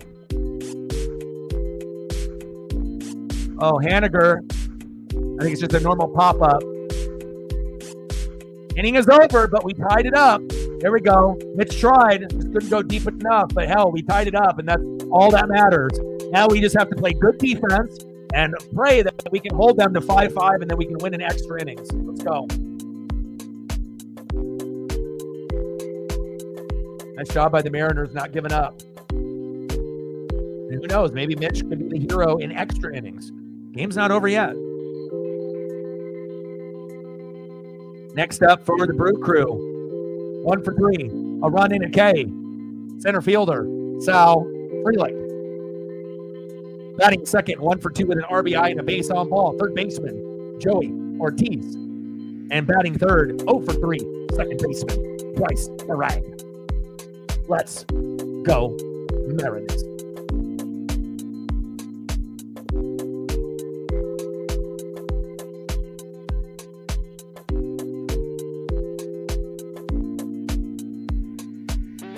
Yes. 1-0 Kraken, baby. Shane Wright, baby. Heck yeah. Nice. I like that. Let's go. Before the game started, where we're at now. Keep the faith. Let's go. Take care of your mental health. Very, very important. Make sure you're crossing off all the boxes to win the day. Bring that electricity. Let's go. And then who's on the mound for us? Is it Munoz? Yep.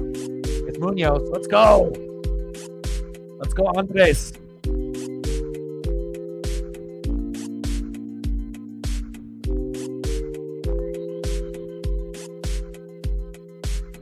Let's go, Andres.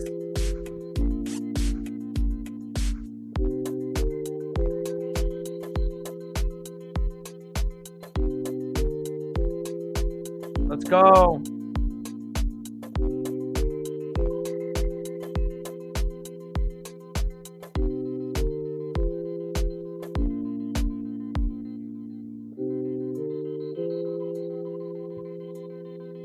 Let's go, baby. Shout out to all the people watching on Twitter/X as well as on YouTube. Let's go. End of the first. 1-0 Kraken. Shane Wright, baby.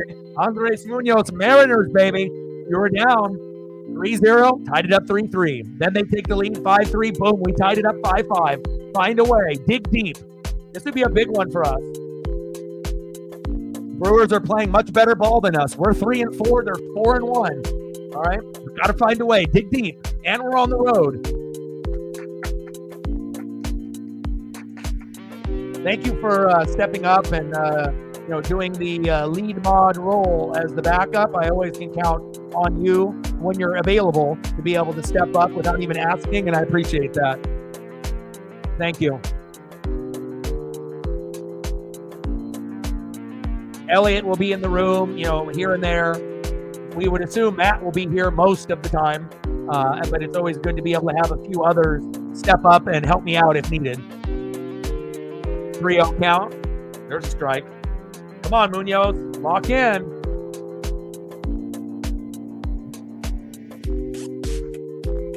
.211. Let's get to 3. Pitches outside for a walk. Munoz, what are you doing? Munoz, we need Ks, not walks. Why? Munoz. Come on, bro. Nick Bowers is up.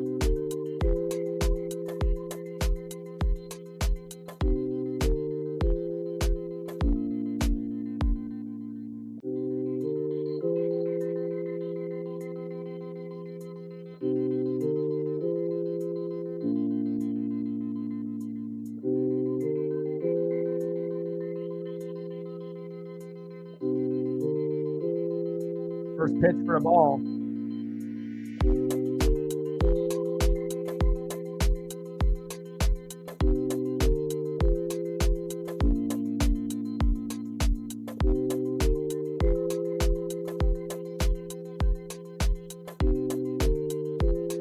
Ball 2. Uh-oh.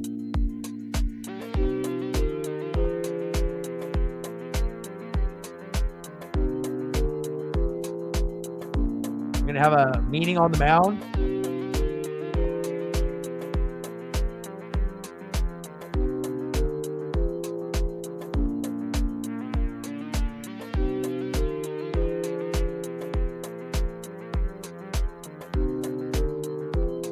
All right, Bowers, I see you. Don't get crazy.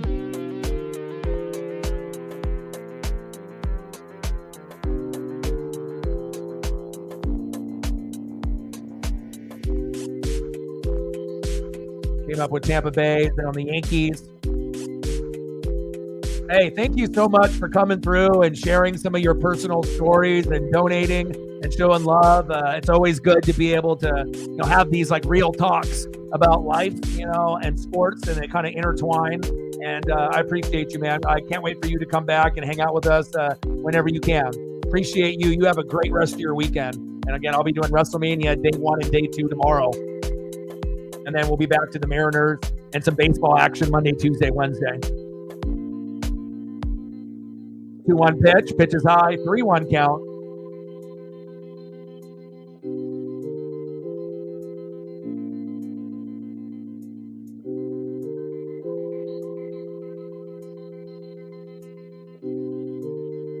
I appreciate you, Megan. 3-1 pitch. Oh, he got the strike. Nice. Count is full. Backdoor slider. Come on, Munoz. Come on, baby. Shout out to all the people watching on Twitter/X as well as YouTube. Brewers were up 3-0. Then we tied it up 3-3. Then the Brewers went up 5-3. Everyone said it was over. Now we tied it up 5-5. Pitch is low. And another walk. Munoz looking like shit out here.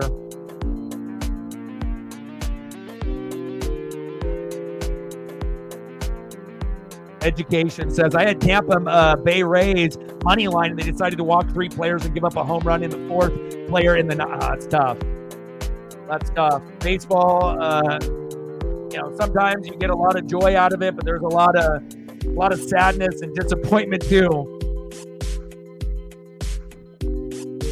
Appreciate you. Talk soon, Jeremy.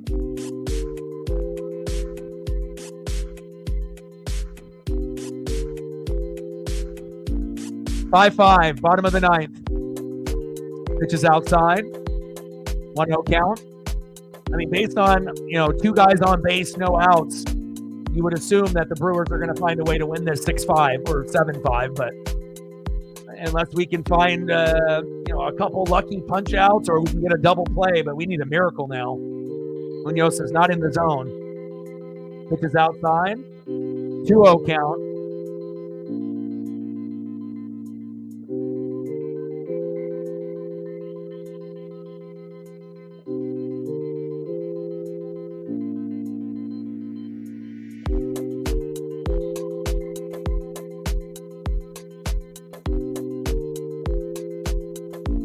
Rio count. Oh, your sister and mom are at the game? Nice. And I believe this is the first time that we've been to Milwaukee, the Mariners, in quite a while. A few years. I could have swore they said 5 years since the last time we've been there. Pitch right down the middle for a strike. 3-1 count. Come on, Munoz. Find the zone.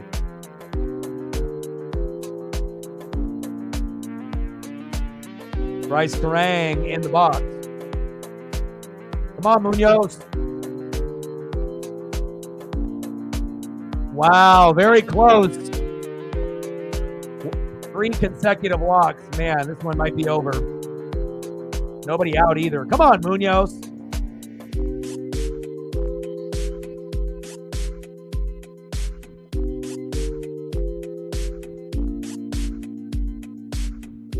Well, we got people all across, the globe here watching. So some people are watching on, Root Sports in the Pacific Northwest, depending on what the Valley channel is, if you live in like the Midwest in the Milwaukee area. And there's also streaming links as well.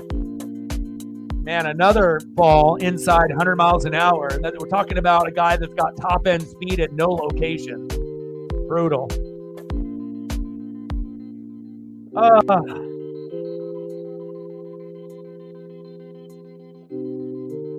Yeah, Brewers are going to win. Yeah, it's on. I believe it is. I mean, based off the ticker down below. I mean, normally with me, I'll watch broadcasts, home or away, depending on, what I feel like. But it is on Bally. Churio fouled it off. Skyler, nice try. Nice try, Skyler.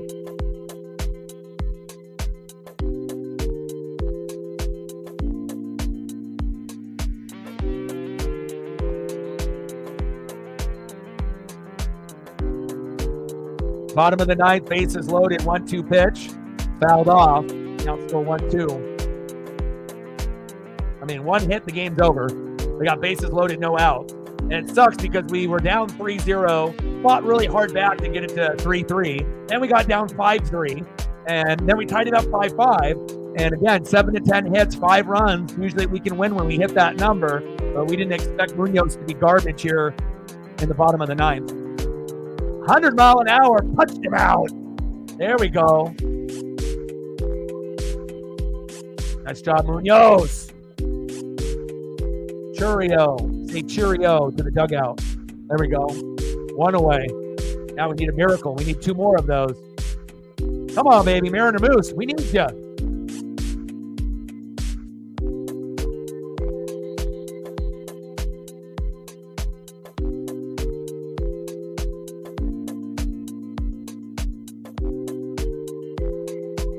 Come on, baby.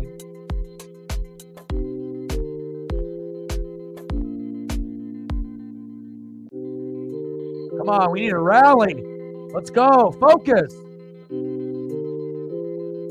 Big swing and a miss. 1-1 count. There we go. Starting to find the zone a little bit here.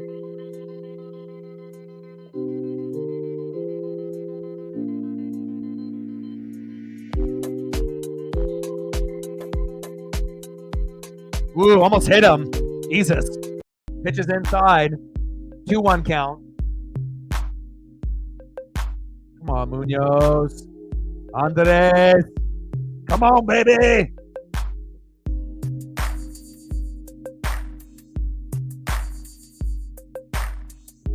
Pitch it out. He is so wild. It's just like, it's like 100 miles an hour, but it's never over the plate. Like, slow down your pitch a little bit, to like 95 to 98 instead of trying to go 100, 102 every time. 3-1 pitch. Ball 4. Bases loaded walk, and it's over.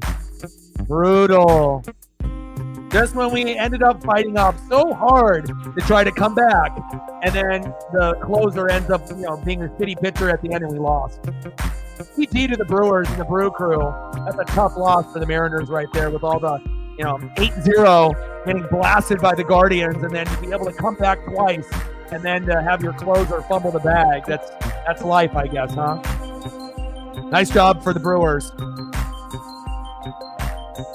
All right, let's get some photos up here before I end up taking Paisley on a walk and eating some dinner, and then we're going to end up doing the WrestleMania Day 1 and Day 2 tomorrow.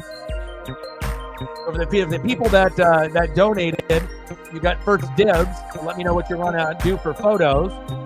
Let me throw up a couple for Odin, even though he ended up dipping. And then we'll stay on here for another maybe 10, 15 minutes, and then we'll call it a night.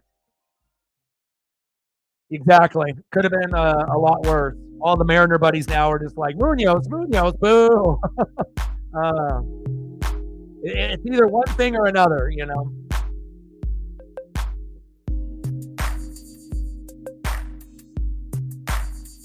Mariner Moose can help us today.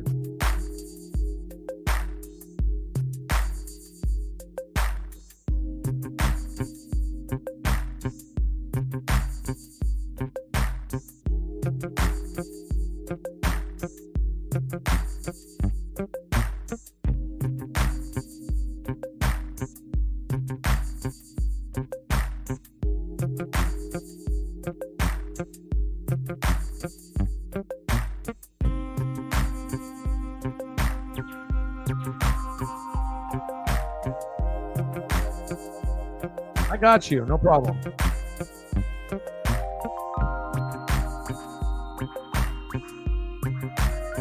Shout out to Odin's son. Appreciate you.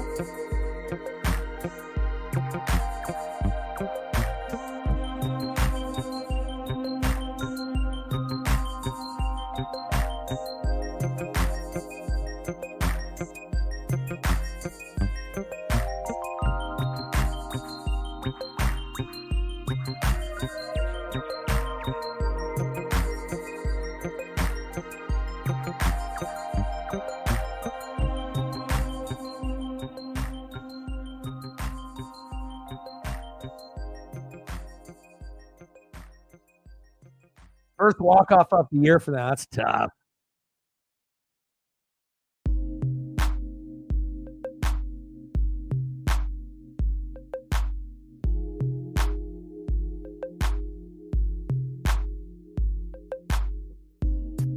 Four walks with no contact. Brutal.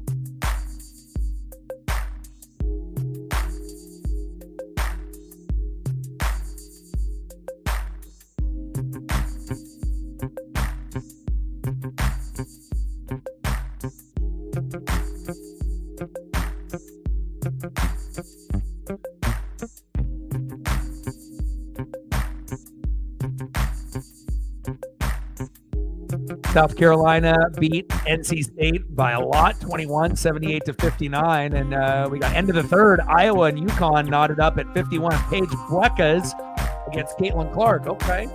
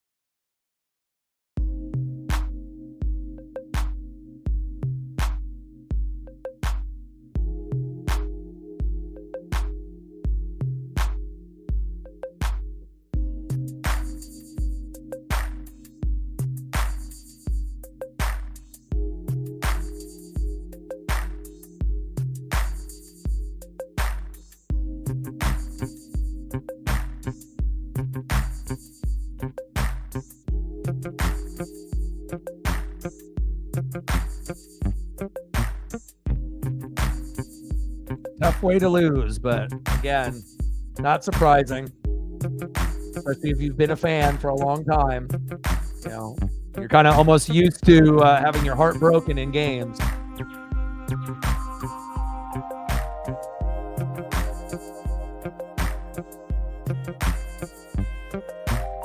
Man, graphics are incredible. Makes me wish I had a next-gen system, PlayStation or Xbox or both. Maybe one day I'll be lucky enough to be in a position to own one.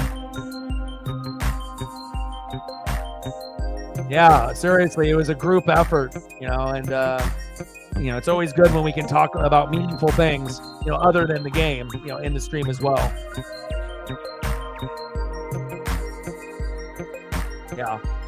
Also, too, it's not going to be me like calling it, you know, play by play, move by move. It's pretty much like a watch party where, you know, people are watching it on Peacock and it just, you know, people are just kind of talking with each other in the chat. So if we end up talking about things other than the actual match that's going on, I mean, it's very possible. So a little bit of everything, but it's up to you, you know, depending on how you feel and, you know, what you're up to for that particular day. But you're definitely more than welcome, even if you're not a wrestling fan, just to hang out if you want. You're always welcome. The more the merrier, you know. But if you end up playing video games instead, I will totally understand.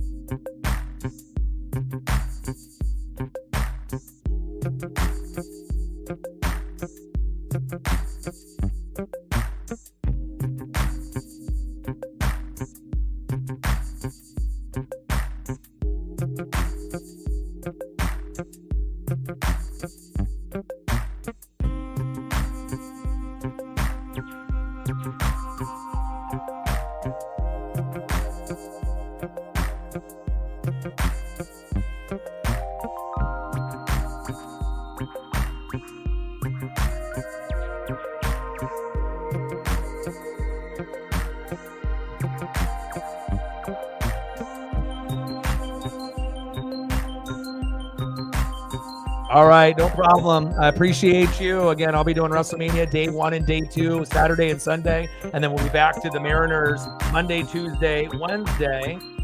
And we will be doing, let me take a look at the schedule. So on Monday, it'll be Blue Jays at 4, Blue Jays at 4 again, and then Blue Jays at noon. So we're playing in Toronto Monday, Tuesday, Wednesday. So thank you so much for your support, your donos, and conversation. And let's go Kraken. Let's go Mariners. And I will look forward to talking to you soon, which we'll probably text each other at some point or another about something sport-related that we see over the weekend, more than likely. Have a good rest of your weekend if I don't hear. Thumbs up. Take care.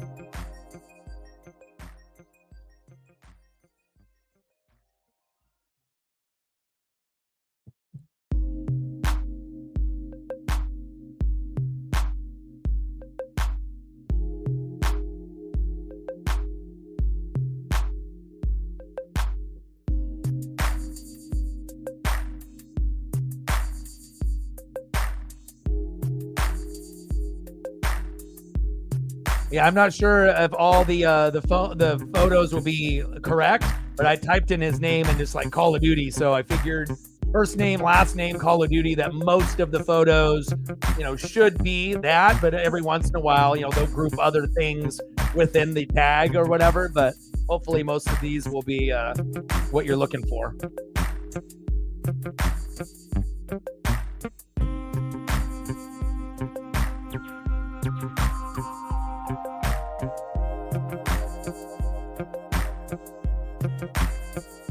Call of Duty Modern Warfare 3. Okay, let me type that in. Call of Duty Modern Warfare 3.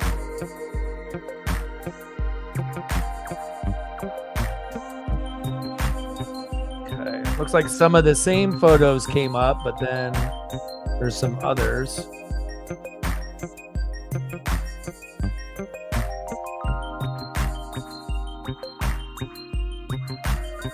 God, seeing these video game screens is like making me want to play video games.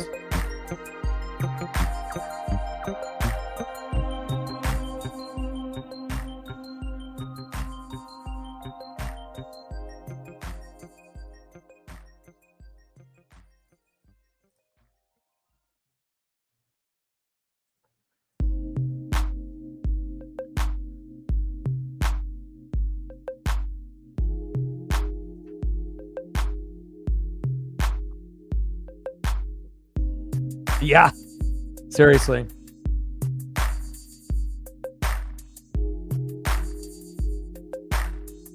So when I type it in, do I need to type in his name also? Do I need to type in Stefan's name and not Nikolai's name?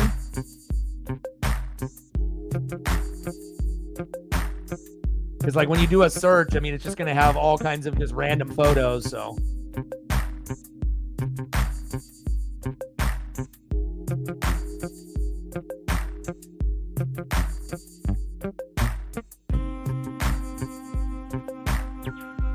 So I just have Nikolai Belinsky, Call of Duty Modern Warfare 3 in HD, and then my dimensions of like what I'm looking at.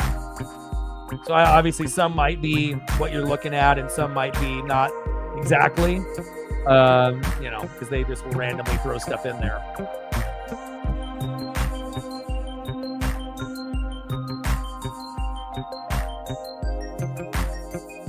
Oh, is he? Okay.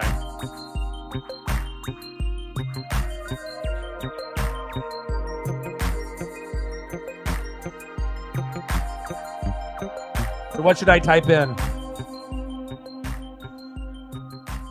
Stefan is just Nikolai, no last name. Okay. Spelled the same, Nikolai. So just Nikolai, Call of Duty Modern Warfare 3. HD. Let's see if that will work. Let's see what we get out of this. Okay. Now it's bringing up more of a... Okay, now we're cooking. Now we're cooking. See, I did the wrong one, adding in a different character, and that's why it brought up all those other things.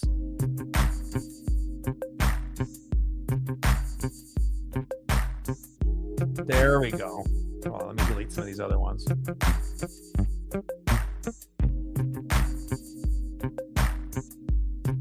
It's like, when you're doing searches and things, like sometimes you got to be so specific. Every little word might end up bringing up something that may or may not be relevant. So I got some cool game footage here on this one. This looks like a fun mission.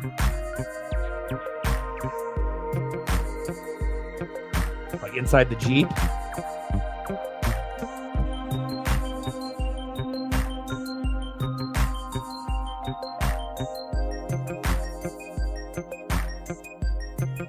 I know, Paisley.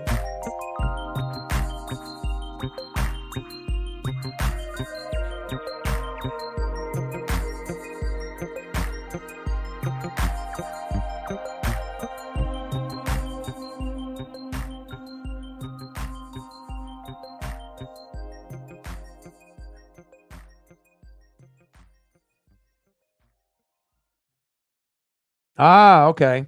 Cool.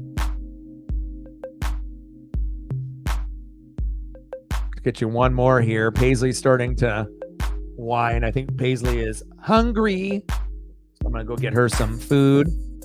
She's been in here. But I appreciate you, all your support. Thank you for stepping up. And because I wasn't expecting Matt not to be here and whatnot. And I didn't get a response back until like after an hour in. So I appreciate you very, very much coming through. We had some great conversations with you and Reflect and Mr. Williams and Jeremy as well. I appreciate everybody. Shout out to all the people watching on Twitter/X as well as YouTube. Tough loss for the Mariners. And again, we'll be doing WrestleMania Day 1 and Day 2. And again, I may or may not see you this weekend. Hopefully I do, but if not, hopefully I'll see you on Monday. I hope you have a great weekend. Play some video games and get some extra kills on Call of Duty for me. And enjoy yourself. And I think, again, you handled everything, pretty damn good, with all things considered. 2-0 Kraken. There we go. At least we can have something to smile about, besides the Mariners losing. But, again, sometimes we're going to get triggered by things. Sometimes we have things that happen to us right now or in the past, but I think you did a hell of a job. And not only that, even when things were up and down, you still went out of your way to try to support, and that means everything to me. You didn't need to do that. Even you just showing up would have been good enough, but to not only just show up, but to also be a big part of the channel and the support, and then being able to help out with donos even when you didn't really need to based on what was going on, but you did. That really says a lot about who you are as a person and your character, and obviously the love that you have for the NWSF and me and Paisley, as well as Brandon in the 12s on that channel also. So I love you and I appreciate you. I hope things will continuously, slowly get a little bit better. Hopefully the Kraken end up winning. I'm going to have to turn that on after I end up feeding Paisley. She says, woof, woof, thank you. And again, we'll be back here tomorrow for WrestleMania Day 1 and Day 2 around 5 p.m. Pacific, I believe, on both days. And then we'll be back to the Mariners at the Blue Jays on Monday, Tuesday, and Wednesday, 4 o'clock Pacific, and then at noon on Wednesday. So thank you so much to everyone that watched, commented, shared, donated. I love you and I appreciate you. Have a great rest of your Friday. And I got one question for you. Who you know talks sports like us? Your boy Ryan, Northwest Sports Fanatics, and I'm out. Okay.